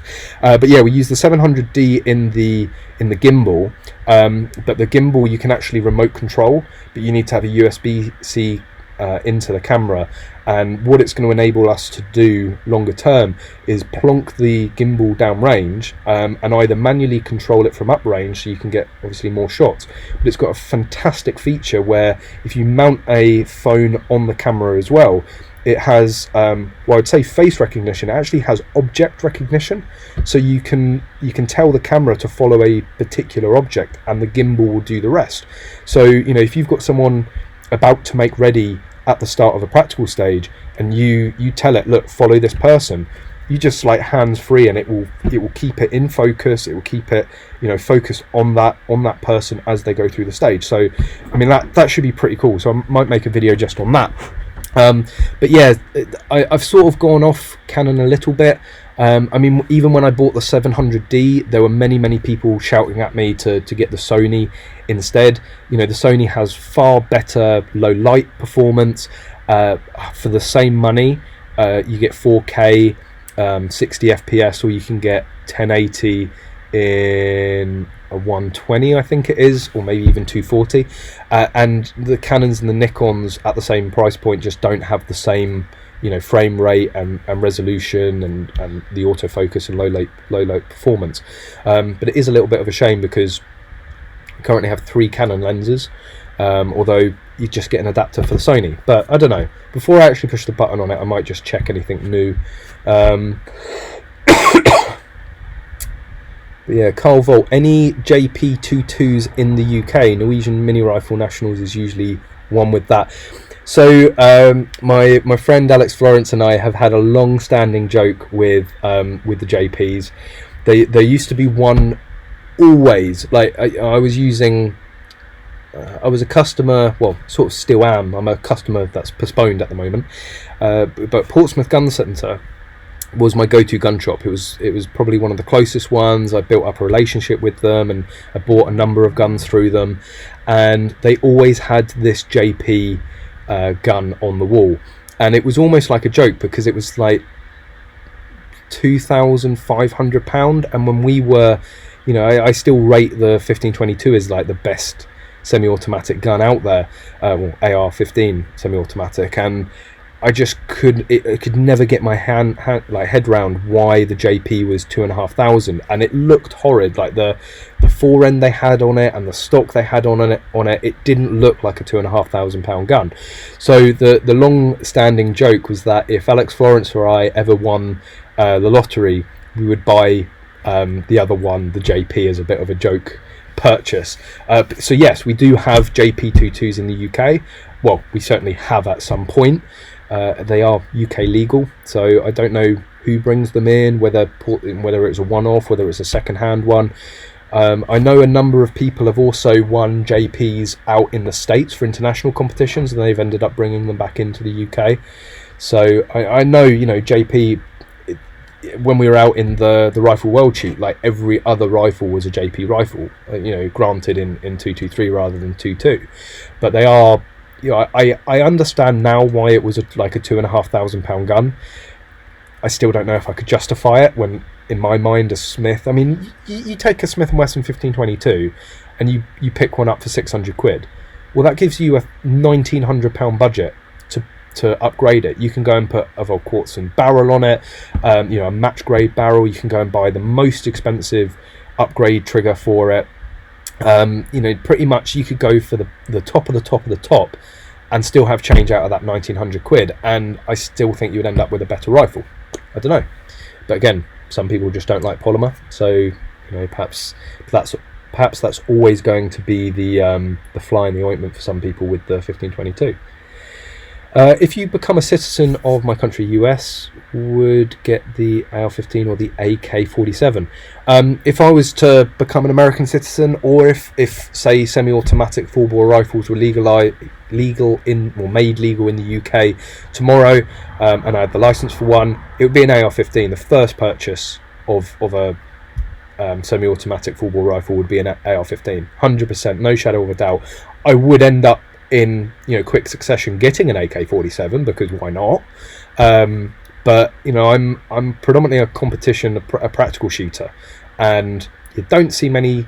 Well, you do see AK variants, but the AR-15 is the competition gun. I believe pretty much everyone that wins in IPSC wins with an AR-15. Obviously, you do have like major power factor divisions, which some AK variants are used for.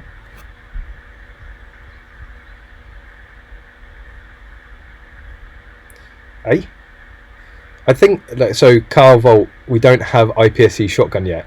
I swear we had this conversation last week and I completely forgot. So why do you have the loading sticks for a gun? Oh, for hunting. I'm guessing it's hunting because you need fast reload for hunting. Maybe. We all know what that's about. Chris Smith, have you or anyone seen a Walther HK G36 for sale anywhere? Wanted one ever since it started shooting, but never been able to find one. I do recall they did make one. I had seen a few about. I've never seen one in the flesh, I don't think. I've certainly never shot one. So the best places to look are either Gun Trader or Gunstar, and just keep checking on there. One of the guns that I do see occasionally, it's a little bit of a unicorn gun in the UK, is the Icon Arms long barrel pistol, the Sig Sauer IP226, and the only way you'll ever get one of those is if you religiously watch Gun Trader or Gunstar.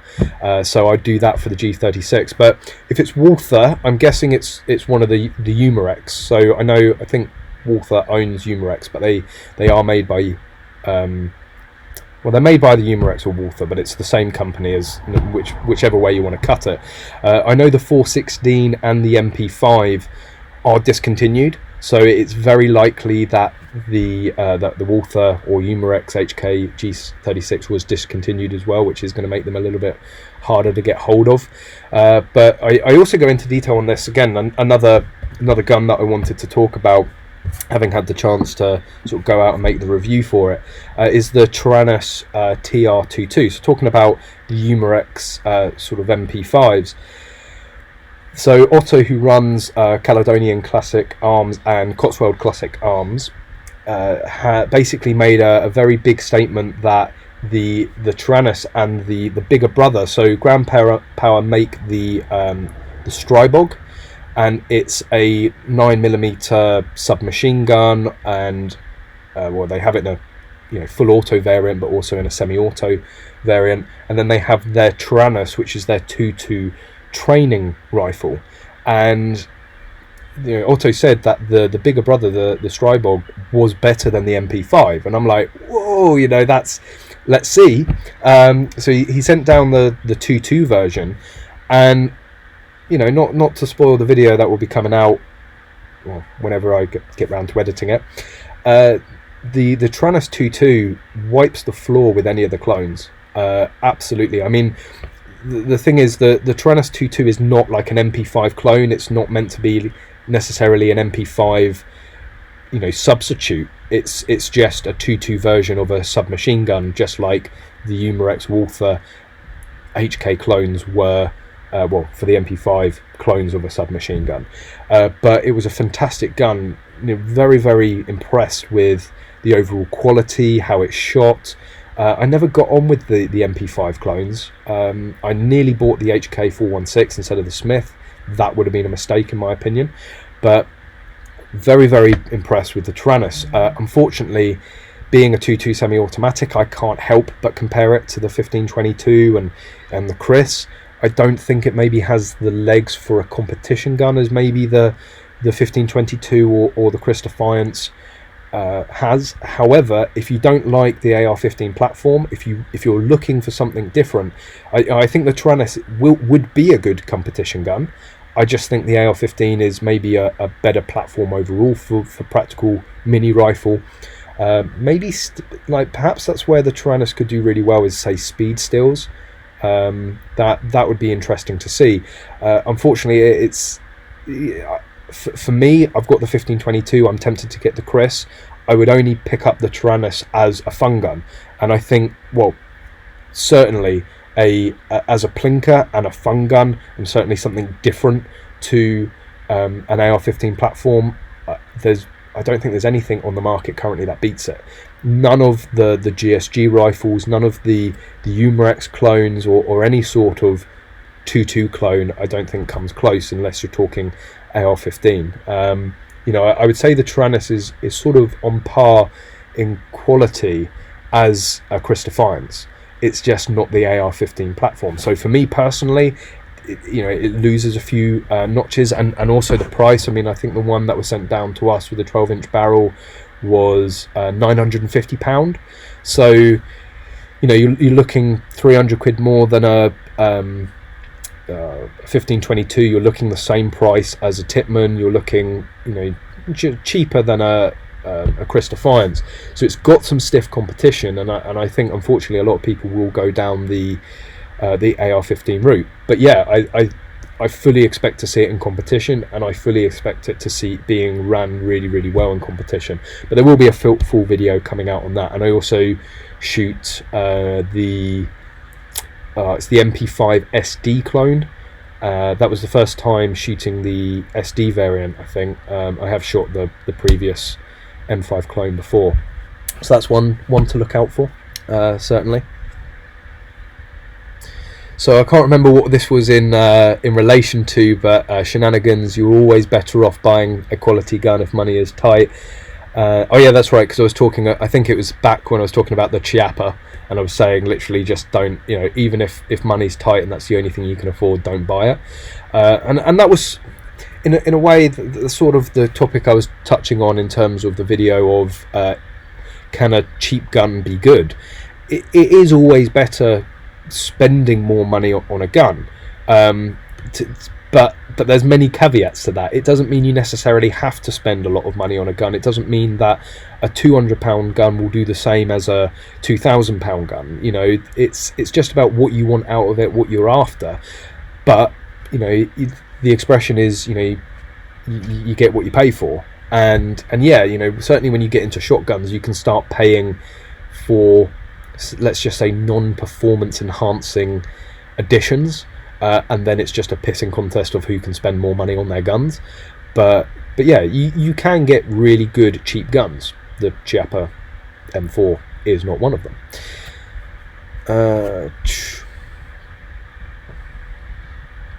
So, thank you for getting me into shooting around 3 years ago. Watched all your vids. Again, that's why I do this. So that's exactly what I want to hear. That's what I like hearing. You know, helping people get into the sport and getting started off. And again, I've said this many times over the last few years, but as somebody that has had their licenses taken away, I would happily say I probably do more shooting a week than most FAC holders. So, you know, don't let anything hold you back. I know I get loads of messages of people going, I want to do this, but there's this issue or there's that. Just go out and do it, as long as you're being within the law. You know, I would never ever berate someone for clarifying on a legal aspect or what the law allows you to do, because you always want to make sure you're on the right side of it.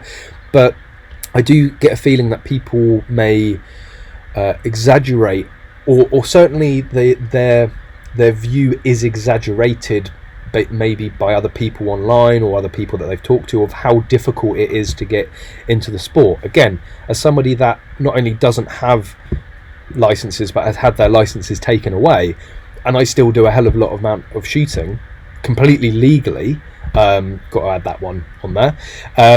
You know, like, just go and do it. Like, literally, there's very few barriers that are bigger than having your licenses taken away. So if I can do it, you can do it. And again, that's why I run the channel. again, like, it's taking me a while to get through. I'm still seeing all of those crazy donations. It's still absolutely nuts. So again, big thank you to everyone that's donated. Again, please do, send a message to EnglishShooting@gmail.com and I'll get a patch out to you. And David has said anyone that has donated 50 quid will get a 200 quid voucher off of American Shooting Trip. So you can't really argue with that, can you?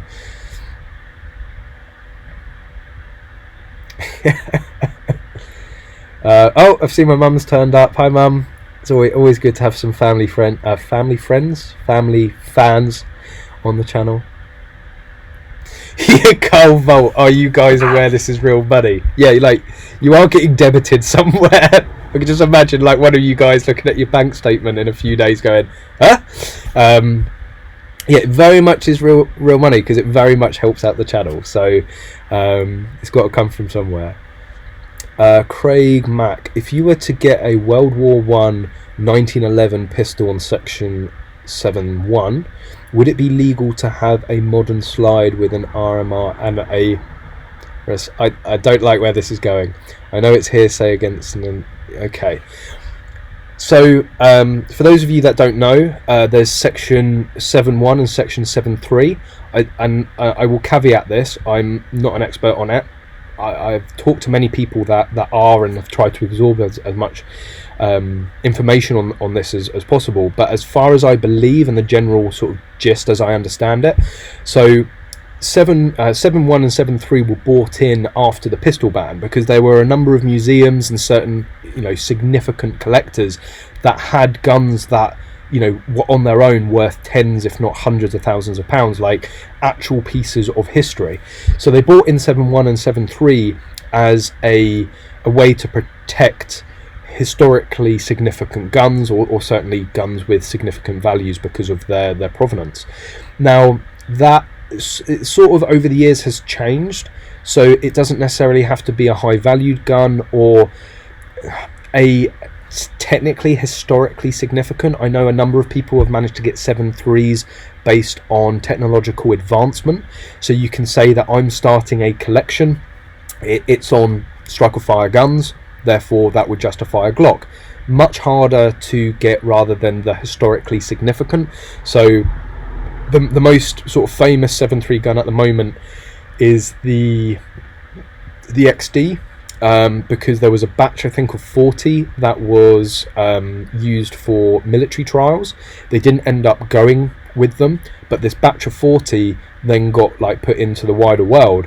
But because they were used by the military for this evaluation, they were deemed historically significant. So there was people scrambling to get hold of these guns for 7.3 because it was like one of the most modern guns that you can own on it. So 7.3 allows you to shoot the gun, but you have to, unless you're section 5, you have to store the gun at an approved range. Now the biggest and the most well known is Bisley. So they have an armory full of handguns, and the way it works, I believe, is that you turn up to the range, they lock you in the range, and then they will start opening up all of your boxes and you can shoot the gun. Now again, what I've been told is that you can't do any sport shooting with it, so it can't be necessarily for recreational or competition, but you can shoot it for experiencing the historical nature of the gun. So you do end up, I believe it might have changed, but I believe you couldn't actually go and put a target out on range. All you could do, there were some people that used to use holsters. I know that was always a bone of contention, but you could maybe draw it and put some rounds into the bank and shoot a real handgun in the UK. So 7.3, it's got to be stored separately, but you can go and shoot it. 7.1, you're only allowed to store it, so you're not allowed to go and shoot it. It's purely as an artifact in your own home, or a piece of history in your own home. So putting a modern slide on it, which I would only assume is to be able to go and shoot it, would be completely against 7.1.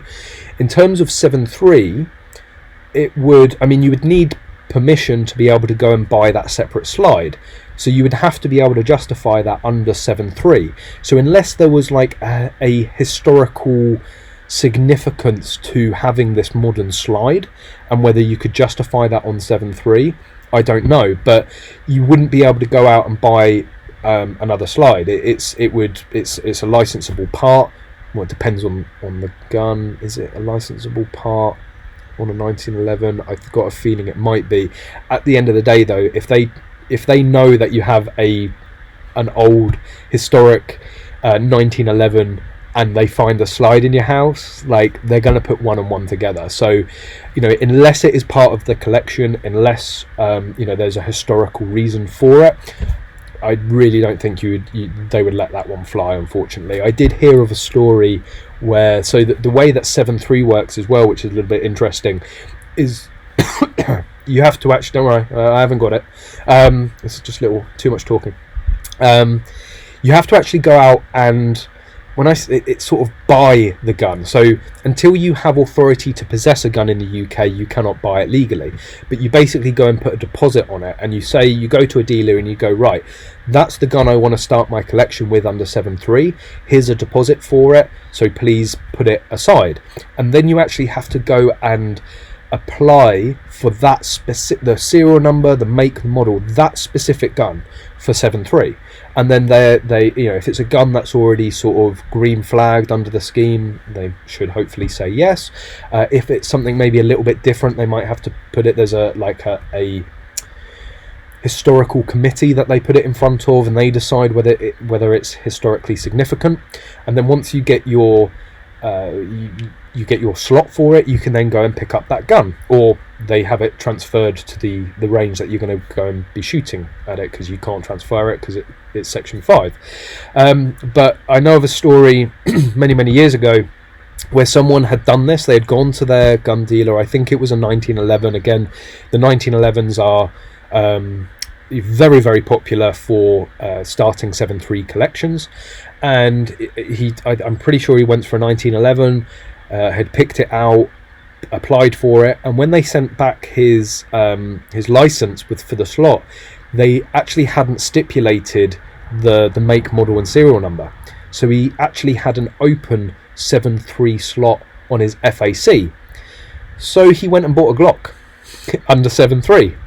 Needless to say, and I think it was actually Hampshire, I might be wrong on that, but needless to say, the county that it was in, when he notified them of his purchase of a Glock, told him very quickly to get rid of it. And I believe it was one of these, you know, they would have ended up with egg on their face, so they were like, look, get rid of the Glock legally, you know, take it back to the dealer, send us in your FAC, we'll put the right stuff on it this time, and you can go and get your 1911.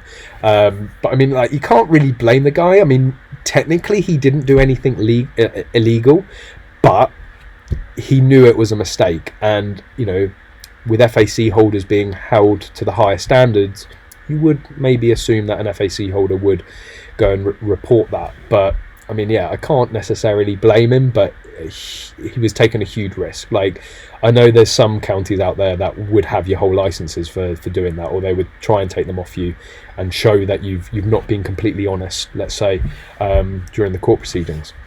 But yeah, 7.3 is fascinating. I've been lucky enough to know a number of people. I know that Alex Morton, that runs Blue Field Sports, actually has an XD at Bisley, and he sees it as like the biggest waste of money, because I think he said he shot it, I think he gets to shoot it maybe a couple of times a year. Obviously, it's not, owning that gun is not about the shooting of it. It is, you know, owning a bit of history overall. But he's like, I would much rather have the money for that and go and pay and go and shoot out in Northern Ireland or out in Europe. You know, if you really want to get that handgun fix, you know, 7.3 can be very expensive. You know, the guns. So I think the Springfield XDs, they were running about the time, and this was like 5 years ago, they were running about £700-800 quid, and I believe they're well over £1,000 now if you want to buy one. But it's all the other admin fees. You have to pay for Section 5 storage at Bisley. That's not cheap. You have to pay inflated range fees for going to shoot it, because they have to lock down the range, so that's not cheap.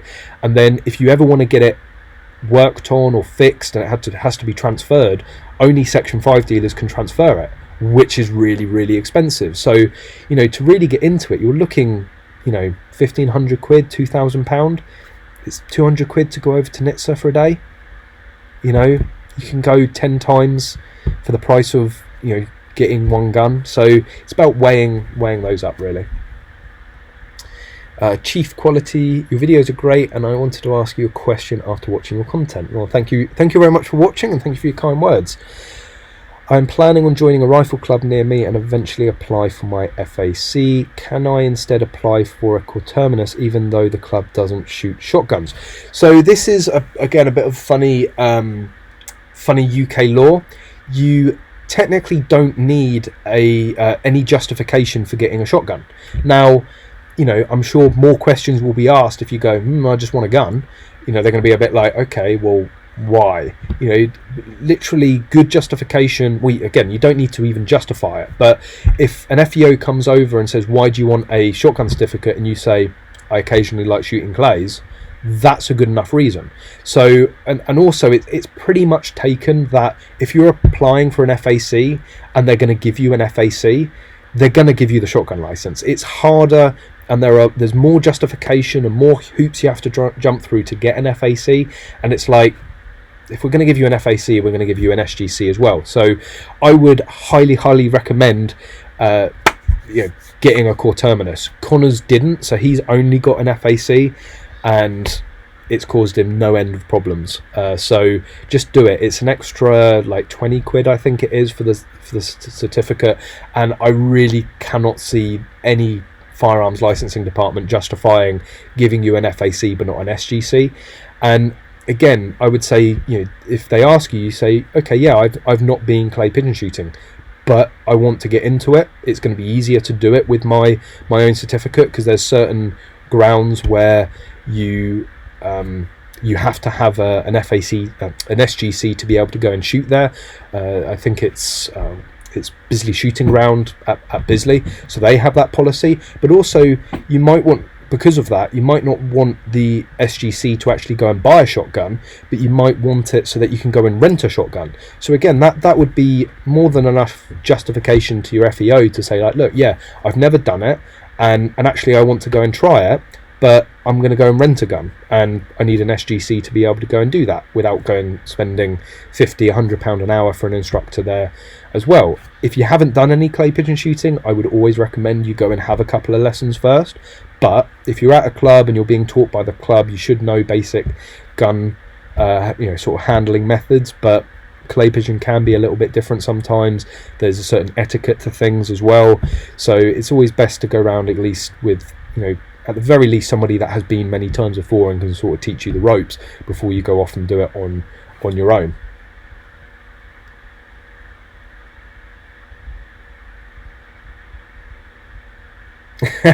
Great, Matt. If I ever steal someone's credit card, I'll give Callum all of it in donations.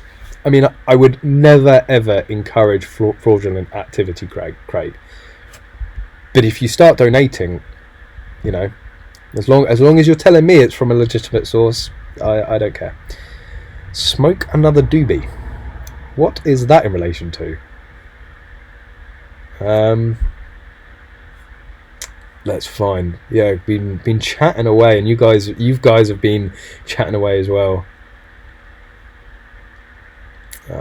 My hands hurt. Yep. Well, if you think your hands hurt, like, have you seen some of the sores that the NHS workers have been getting? Do we have any?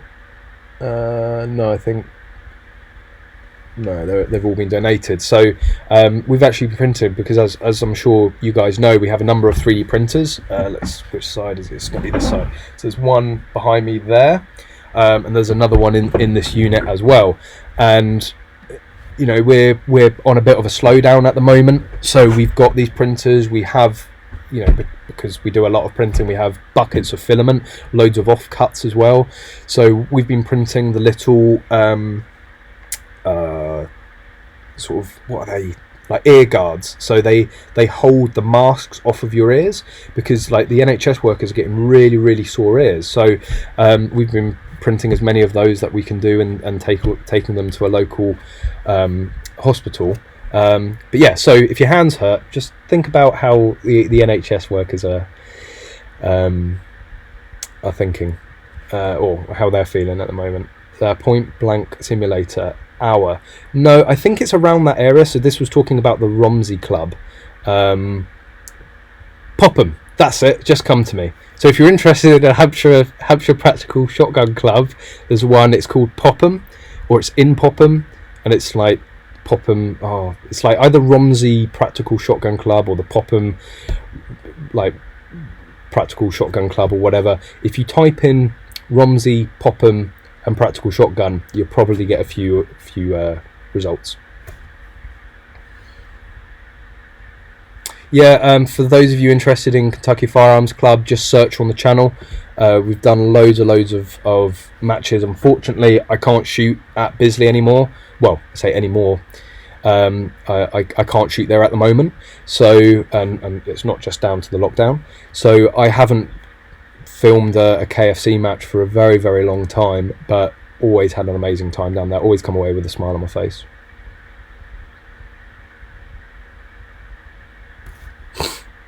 And yeah, I've seen Kiddle has put the David Kiddle, that is. We do. I don't know if you're aware of that, David, but we do, just for clarity, we do name you as Kiddle, and everyone knows when you say Kiddle, everyone knows who you mean.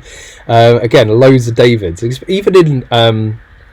Even in Kentucky Firearms Club, there's a lot of Davids. So it just keeps it easy. It's like Alex Florence. We always call Florence because, like, I work with an Alex, and when you say Alex, like, people are like, which Alex are you talking about? And of course, Alex Florence is sponsored by Bluefield Sports, which always makes it a bit more confusing.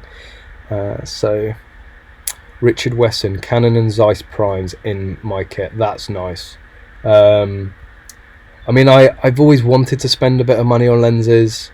I just never really pulled the trigger on it. I use like dirt cheap kit lenses, and that's part of the reason is that it never stops me from putting them down range. You know, if I break one of the kit lenses, it's 50 quid to replace. If I end up going and getting a Canon L series lens and the glass gets broken in that, I will be really, really unhappy. But maybe it's about time again I did upgrade the glass. And again, thanks to some of you tonight. That's well, including Richard, has made that a little bit closer. So I've been really slacking, haven't I?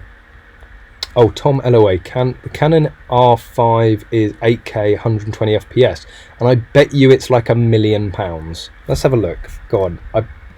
Let's think. I bet you it's like 3,000 or 4,000. I might be completely wrong with that. If it's the same price as the... Oh. Is it coming out? Is it about? I can't see any prices. Oh, release date. So it hasn't been released yet.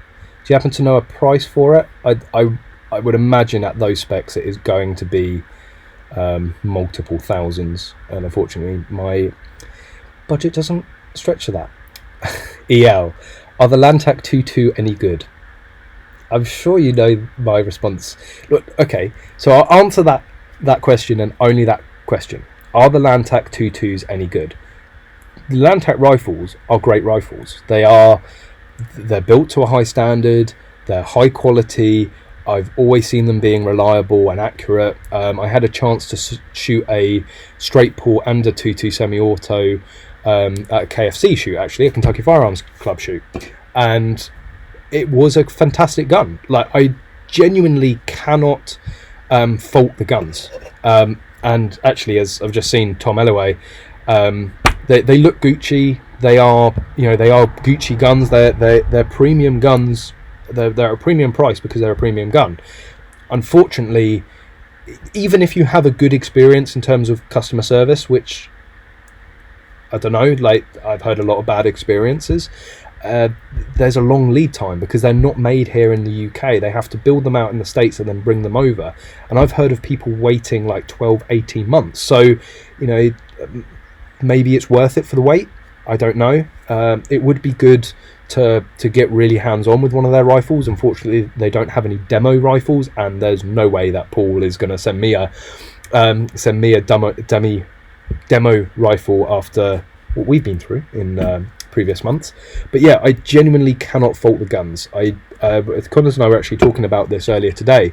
I'm going to be filming at some point, or refilming the top 5 practical shotguns, semi-auto shotguns, and also the top 5 practical mini rifle guns. And yeah, because there's new guns on the market. Those videos were filmed a number of years ago. Certainly with the shotguns, it's completely changed now. But a little bit of a spoiler, perhaps when we sit down it might change, but the Lantac is in my top 5. You know, that's, as much as I might disagree and have disagreements with the owner of Lantac, and as much as I might slag off their customer service, you know, taking the gun on its own merits, it's a top 5 for UK shooting, let's just say, for mini rifle. It's a top 5 gun, easily. It certainly, you know, I would say the Lantac actually pips, say, the Tippmann and the Chris Defiance. That's all I'm going to give away for that. But that's where I'm currently thinking with that. But we're going to try and get all of the guns. So I remember those the 2 top 5 videos that I did, which are, funnily enough, like the most popular videos on the channel. So I should really do some more top 5. I only used like a small amount of footage of me actually shooting any of the guns, because not all of the guns I had actually shot. It was based on, you know, reading up on specs and from what people had told me and what I'd seen firsthand down at the range. But obviously, you know, being here with Blue Field Sports, we actually have the majority of the top 5, and it's only going to take a couple of phone calls to get the actual guns in. So it's going to be an on the range sort of top 5 with all of those 5 guns. Maybe not the Lantac if I can't get hold of one, which would be a shame. But yeah, those should be, you know, I want to take, you know, because they're like the most popular videos, I want to take them, update them, and make them even better, even better than before.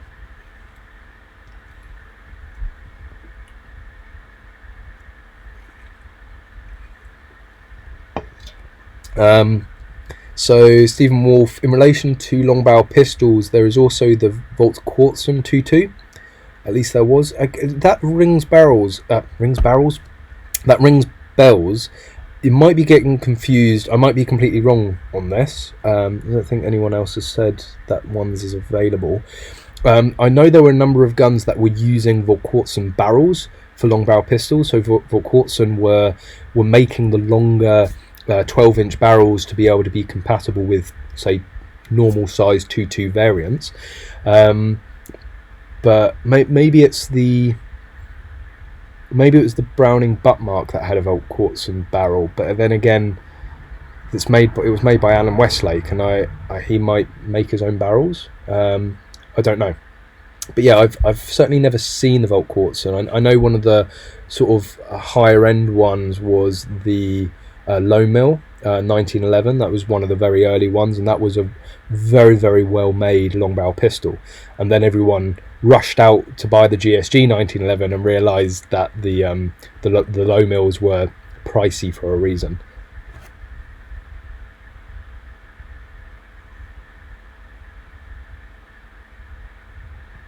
Again, chief quality, yeah, really appreciate that. That little message. Again, it's just, that was my inspiration. You know, I'd struggled through everything I'm sure anyone that's starting out in shooting is struggling through, in terms of, you know, understanding what you need to do and where you need to find all the various bits of information. And, you know, I've just tried to condense it and put it out there.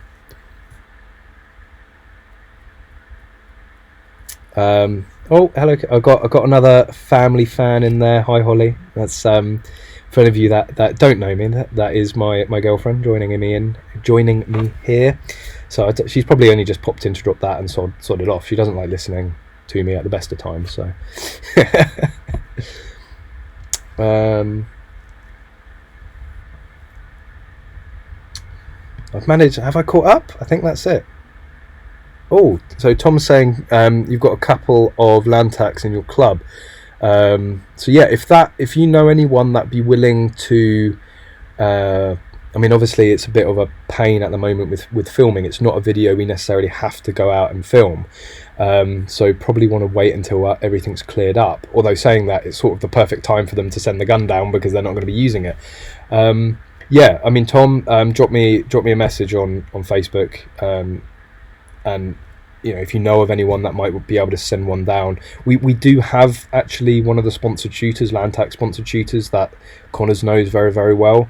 And you know, he's lent bits before. Again, I don't know if he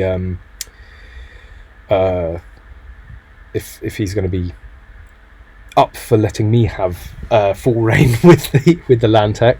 But yeah, certainly I'd like to explore that option if you know someone that would like to send it down. Oh, of course, and Otto, we have been talking about the Tyrannus. Just to let you know, overall thumbs up. I do think it has some stiff competition when it comes to, you know, when you compare it to ARs. But in terms of like a non-AR 2.2 semi-auto, as I was saying, I think it's a fantastic gun. Do I like the Battle Arms receiver? It's incredibly weird. Maybe we need to just do a quick video in the gun room with this.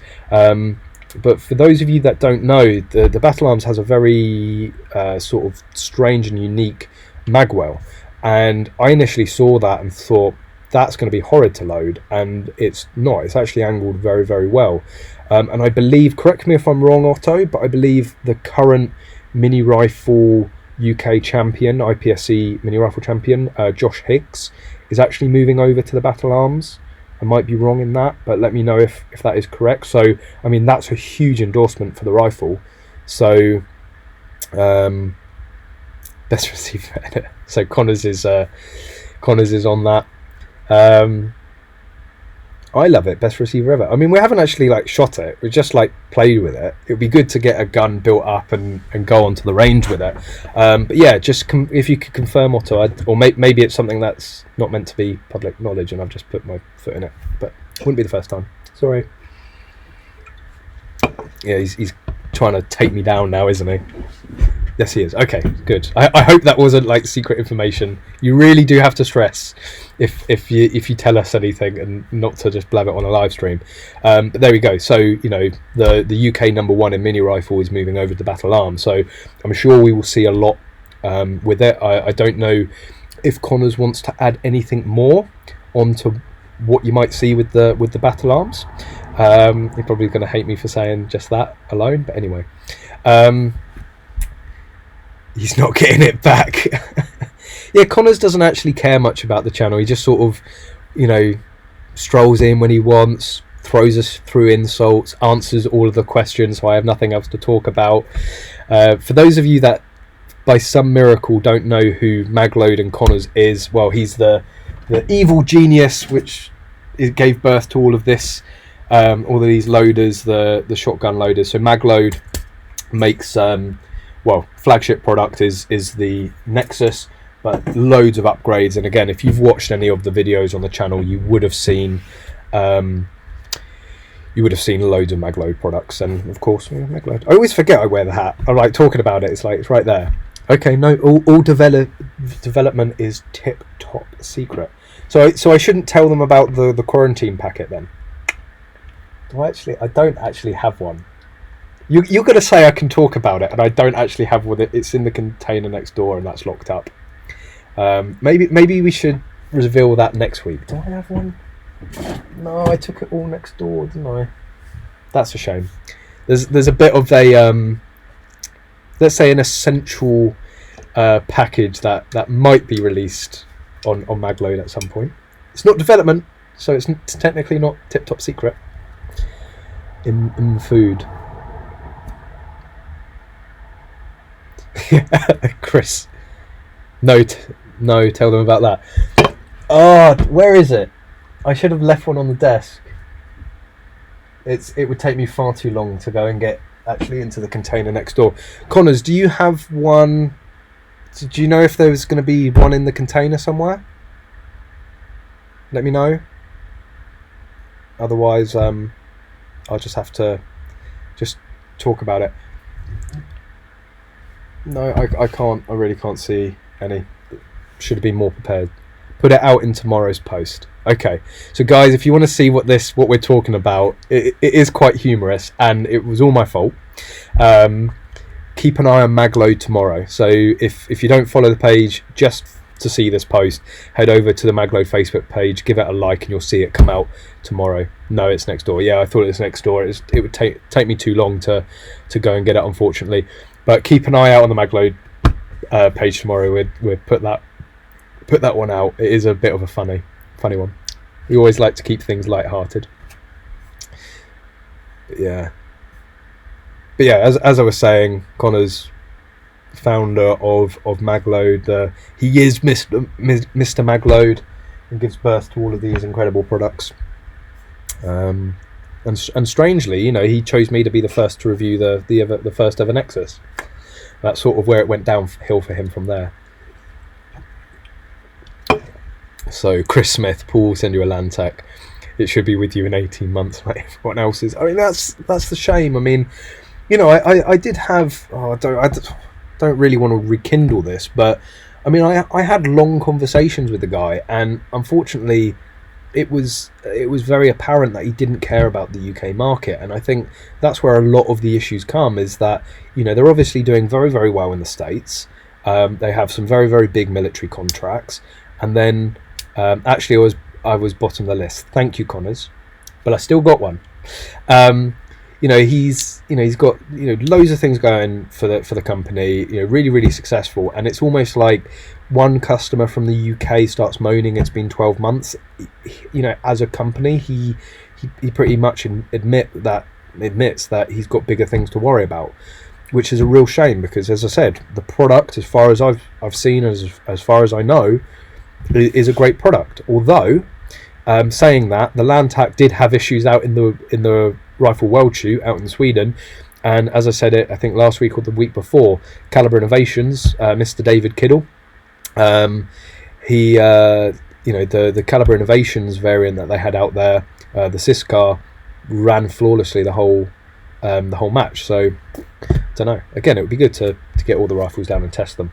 Maybe Caliber Innovations wants to put together a 2-2, David, and we can see if that makes the list. Oh, we've got a guest. Where is it? Come here. You look very dusty. You're going to be very dusty. There we go. I've got a little friend. Keep me company, because I'm here all on my own. If you don't know, this is Nala. If you want to learn more about Nala, again, head over to magload.co.uk. She is part of the team. She is the office cat, and she comes and goes as she pleases. Again, if you watch the live streams regularly, you would have seen her many times before. When's Magload going to donate 50 quid for a patch? Yes, Connors, that's a very good point. Shouldn't you be supporting the channel? Do it for Nala. Do it for Nala.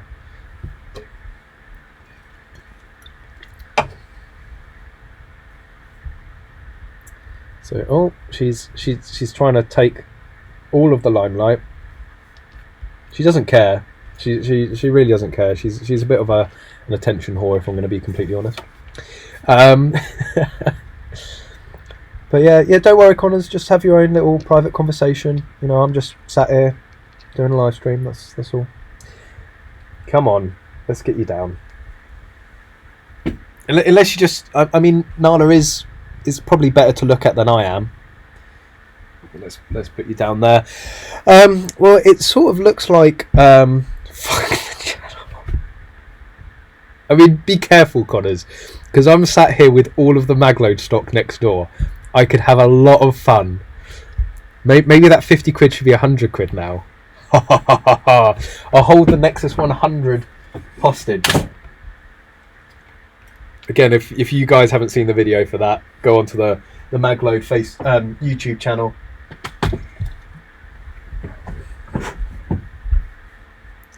I'd bid big time if Connors shaves his beard off. Oh, yeah, but then I would have to pay Connors. It wouldn't go to me. It would go to Connors. It's happening. Like, mark my words, Connors. One day that beard is being shaven, and we are going to raise a hell of a lot of money. I don't know what for, but it's going to happen. Paul, I will try my best not to forget, but it's probably I might slip it. I'll try and remember immediately after the stream to get back to you. We're trying to try and arrange getting your kit back to you. But it does look like oh no, I've got a couple more questions. Yep, yes, David, I'm well aware of Calibre Innovations and Magload sponsored shooter, currently testing a 2.2 car. Very interested, like, needless to say, if it's good enough for him, it's good enough for me. So very interested to see how that goes. The Civic's off limits. Don't touch the Civic. You don't touch the Civic. No, that's out of the question. I will unleash wrath on you. But Dave Jackson, back on to some more important people, Connors. What is the definition of family regards to FAC application for referees? Lost contact with all of my friends, colleagues due to looking after my old mum. I think it is anyone that is related to you either by blood or by law. For me, that's the definition of family. It's basically what they're trying to do is get you to find somebody that will be impartial. Obviously, it might be a friend or someone you're friendly with, but family is always going to maybe be a little bit more biased towards you, so they might not be completely truthful when they get asked by the police. So unfortunately, if they are legally or blood related to you, then I would try and find somebody else. I mean, I do feel for you if you're looking after your mum and you don't have anyone else. Just trying to think what you could potentially do. It's a little bit. I mean, if you can start getting down to a gun range, or try and get in contact with some old friends, maybe. I don't know. If you could fit the Civic into the fiber laser marker, I would be incredibly impressed. Angry, but impressed. Buy a truck instead of a girly Civic. But I like going fast. Always under the speed limit. Fast on track. And I have actually taken that on track, so guarantee no one would piss on it if it was on fire. I would. You're just typical Beamer owner, Tom. Anyway, I can feel this going downhill quickly, and I've just seen this go on so quickly. Actually, I've just hit 2 hours. So before I go, just a quick mention to please, if you're watching this right now, hit that thumbs up button. It does make a difference. There's been some fantastic people this evening that have made some pretty astounding donations, which I'm incredibly appreciative of. But if you don't want to donate, just by liking, sharing, commenting, engaging with the videos really does help as well. So maybe not monetary wise, but you want to help the Civic. What's a Civic? Are they rare? Reasonably, they're not that common. So actually, if you guys watch, it's a really old, it would have been about 4 years ago. The shooting show would have been, I think, 2016. Yeah. At the end of the second day video, I talk a little bit about the car. I always say that I'm going to do a video on it, and then I'm like, but it's a shooting channel. Why am I going to do a video on a car? If you really want to see you want to see a full video of the Civic. So it's a Honda Civic. That's right, chavtastic, with a big gay wing. There we go. But it's if you want to Google it, it's the Honda Civic FK2. They came out in 2015, the first turbo variant of the Civic Type R. And needless to say, it is poo off a shovel quick, and it's very easy to scare people in that car, and I absolutely love it. Handles like it's on rails, absolutely ballistically quick, and leaves a lot of fast cars incredibly embarrassed. Rare as no one bought that shape, then yes, it's actually the more popular shape out of the turbo era ones.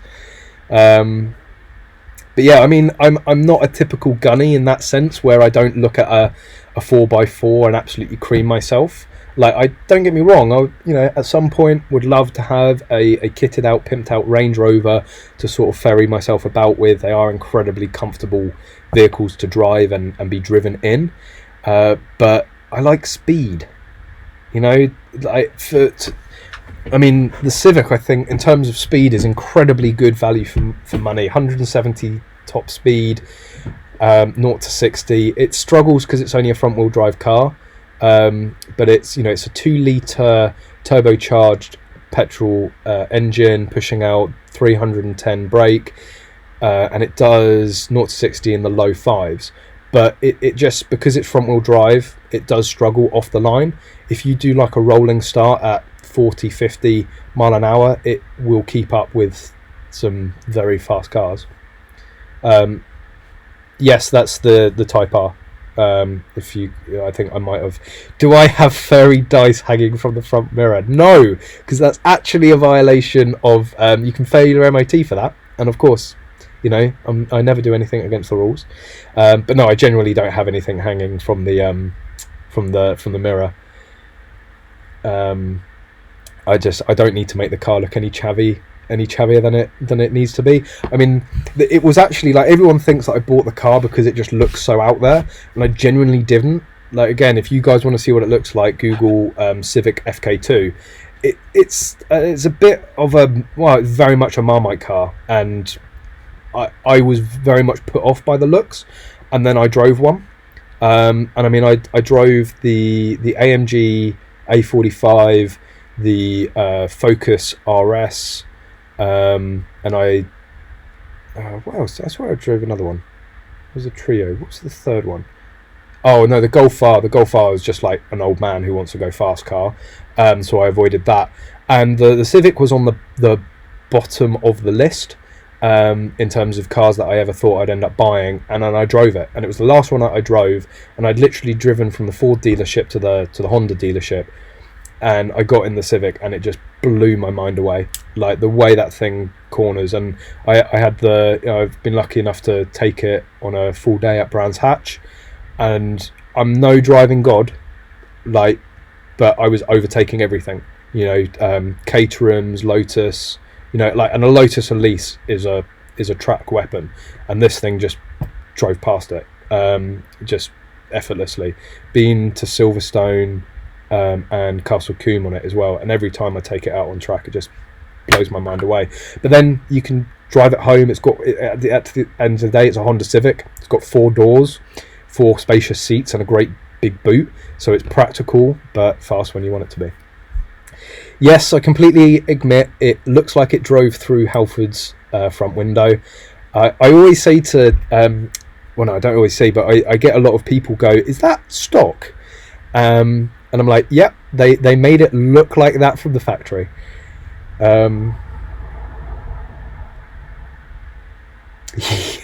Yes, you did, Paul. I mean, I don't. Maybe it does. Maybe it does reflect my personality, being a bit outlandish and leery. Has it got a sun strip with you and your girlfriend's name on it? Not yet. No, it's not straight piped. Unfortunately, a straight pipe. Well, it does have a B pipe delete, so there's a mid box section that you can delete, but in terms of it being completely straight pipe, you can't drive on the roads without a cat, and it's just an absolute nightmare. I mean, I know there are people that do it. They go and have the cat delete, or they go and have it MOT'd, have the cat deletes fitted, drive it around for a year, and go and have the cats put back on, and then have it re-MOT'd. But the thing is, you get caught out on the streets with it, and the police know that it's decatted or it's straight piped, they will impound the car. So I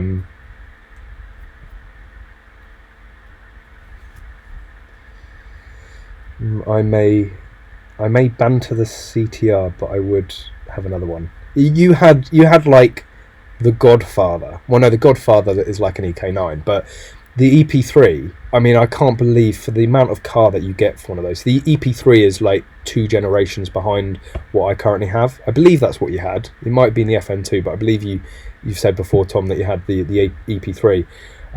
This is suddenly this has diverted massively from shooting onto cars. But yeah, the EP3, I have been tempted to get like a cheap, you know, reasonably good condition but cheap EP3, just a bit of as a bit of fun, because they are incredibly good handling cars. And yes, I do have a T-Cozy on the gear stick. If any of you know about Type R's, they have a metallic knob, and in the winter it will give you pains down your arm how cold it will get, and in the summer you will end up with the gear you know, directions burn into your hand. So I have the T-Cozy on there. Anyway, I'm sure you didn't tune on to talk about Civic Type R's. Maybe I will do a video. Want to find one to supercharge. You put a supercharger on it, you push out 300-400 braking in an EP3. That would be mental. There's a good video on YouTube about supercharged EP3s. But anyway, there, I said I was going to go, and then obviously being a bit of a petrol head, you got me talking about cars. But I really hope that you've enjoyed it tonight. Again, a big thank you to everyone that has donated. I've seen a couple of your emails come through. If you haven't emailed yet, anyone that's donated, hit me up at EnglishShooting@gmail.com, and David has put in his contact details for American shooting trips, but you can get in contact with them through Facebook. Just find their page. And again, anyone that donated 50 quid can get a £200 voucher for American shooting trips. But yes, yeah, but you drive a motorbike, Connors. They are faster off the line, aren't they?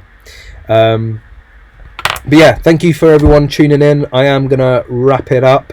If you do have any questions for next week or anything, any topics or conversations pop up that you want to talk about next week, drop me a message. I do make a note so that I've got something to start with on the stream. But I really do... well, yeah, I just saw, sorry, M. Graverall, sorry I missed this, I'll watch it back. This will be available to watch if you've just joined and you missed out on it. Will be available to watch on YouTube afterwards. But thank you everyone for tuning in, for joining in, for berating me as you always do. Again, before you go, make sure you've hit that thumbs up button. But yeah, really appreciate it. Loads of new videos coming out over the next few weeks. We've got more in backlog than we ever have ready to go, so there's really good content coming out, so hopefully keep you a little bit more entertained during the lockdown. But again, thanks everyone for tuning in, and as always guys, I hope to see you soon.